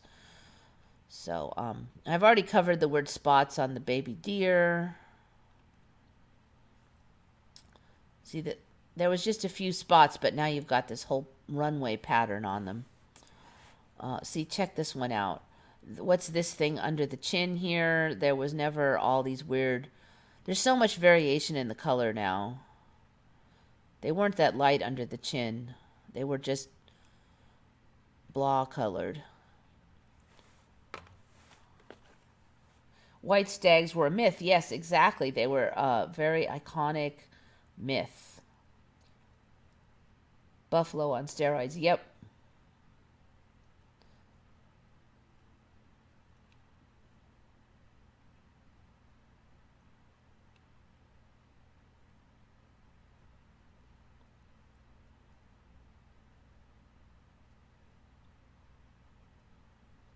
Yeah, I've been eating less and less meat as time goes on, but every now and then I'll just be I'll be in a jag where I really want some meat. But then there's definitely times. I used to really like a good steak, and now I rarely do. I'm just when I'm in the mood for it, yeah, but not that much anymore. And then for a while I was eating a lot of fish, and now I'm like, fish. Now I like sashimi. I like the raw fish. I haven't gotten tired of sashimi yet. It's like I can just see myself backing away from the red meat to the fish and chicken. Now I'm backing away from the cooked foods to the less cooked foods, more live foods. Last time I got super, super dog sick, and then when I came out of it, I just craved sashimi so bad. For 3 days, I didn't want any cooked food whatsoever. It had to be sashimi and fruits. Buffalo went extinct 40 years ago. Now they sell the meat. Oh, yeah, there's buffalo herds all over now. They farm them. People have pet buffaloes. Yeah, see, that's what I was thinking. I thought way back when I was a kid that they were extinct. That kind of rattles around in my head, but I'm not sure on that one. But I was under the impression that they were extinct. So I'm not surprised at all that you say that. Then I just thought they were super rare, and then they were like freaking everywhere. And it's weird because I hear about all these herds, but I never saw them. Like cow herds and stuff, I run into them all the time out here because it's fairly rural. People have herds of all kinds of stuff. It's more like tiny little hobby farms, though, mostly. But shifts can wipe me out for a while, usually only big shifts now. I've been doing better. I mean, knock on wood. I can't say that it won't come back, though.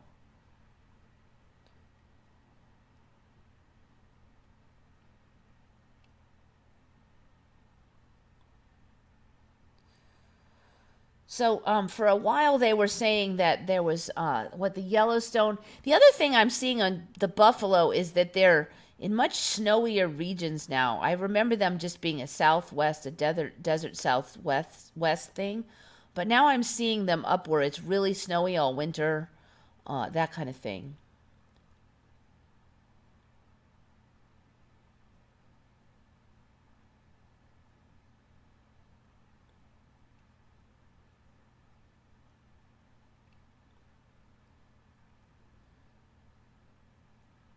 Yeah, it was just camels with humps before. No buffalo for me. Deer had front teeth in my timeline. They don't have them in this timeline. Really? Deer don't have front teeth anymore? Deer. Front teeth. Huh. Yeah, they had kind of normal ruminant teeth for me.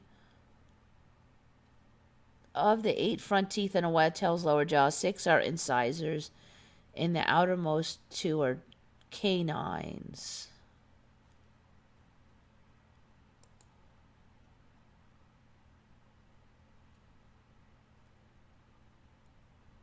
Oh, I see. There's just these 2. All right, so they have the lower front teeth, it looks like. And then they pinch those up against the upper palate. Huh. Oh, that thing's looking weird. That's more weird looking than the last time I saw one. I don't remember those blue eyes. Is that a taxidermy? Huh, that one. Ooh, and those eyes are vertical. That one is horizontal.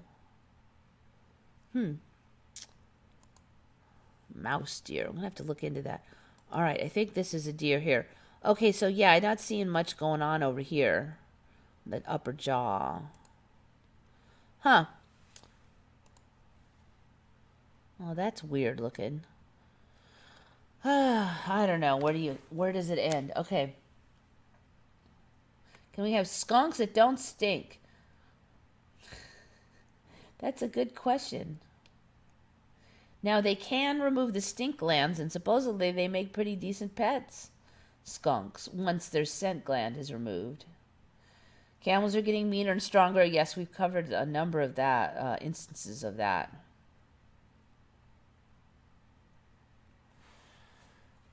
Okay. Oh, deer teeth.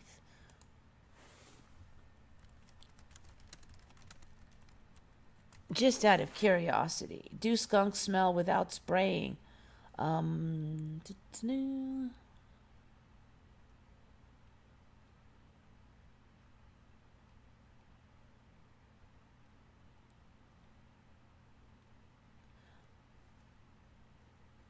right, I'm not seeing any species that don't stink. Now, I don't know if you remember the one stripe. The skunks had one white stripe on their back, like Pepe Le Pew of the cartoon. That is a humongous Emmy for me. None of the skunks have that anymore. One has a giant smear all over its back.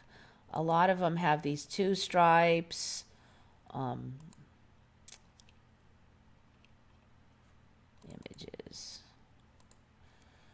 So they've got 2 stripes. A lot of them have 2 stripes now. Some of them have this just insane striping all over. But most of them have those. See, some of them have this ridiculous. That's just one of the things where I think the Emmy is just messing with us, I swear. Because they had one freaking stripe. It was the famous fact about skunks that they had one and look at how some of them spray like this by standing handstands. I mean, what is this? What is this? This is not the way they're Don't get me started about skunks. One stripe skunks. There was only one kind of skunk with one stripe, and that was it. One stripe, one stripe. You can get buffalo steaks in the UK. Yep. Skunks smell only when spraying. Yeah, if you have the scent gland removed, they don't stink.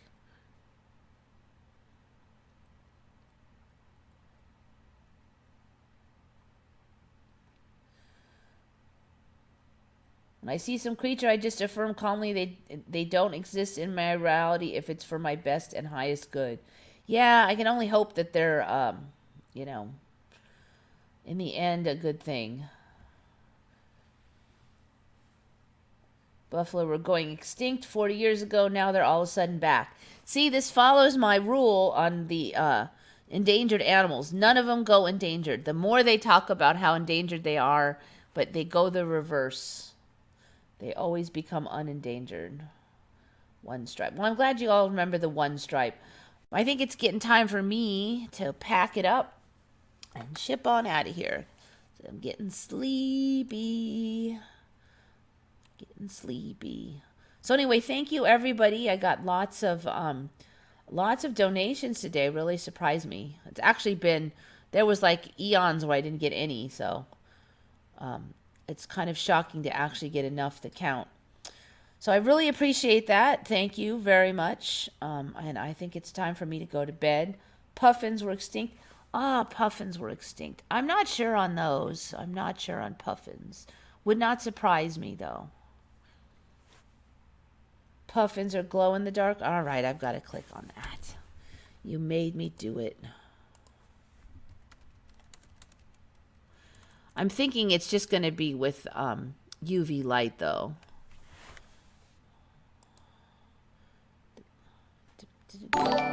Puffins glow in the dark. Beaks on both studies had the same orange glow. They can't put random live puffins under. Yeah, it's under UV. Wait, it's coming though. Wow, 2 more donations. Thank you guys. Andon and Andon Angel with 5 and Mandela Effects with 2. I really appreciate it. Just wait though. We're going to get more glow in the dark stuff, and there's going to be mammals. There's going to be mammals. We've got mushrooms. We've got insects. We've got plants. We will get mammals. They're coming. There's fish. There's sea creatures. So I'm waiting, but we're going to get those. I think it'll come pretty soon. Not just UV radiation glowing, but actual glowing. Carrier pigeons were extinct. That's another one. I do vaguely remember something like that, but that's another one. I can't swear to it. Can't swear to it. I think you're not the first one to say that, though.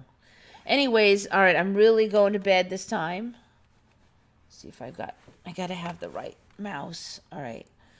So I want to thank you all. You guys came up with a lot of really good ones this time. Most of the good ones were you guys. So thank you very much. As usual, you guys contribute at least as much as I do. So thank you all for coming. This is Eva signing off for Once Upon a Timeline.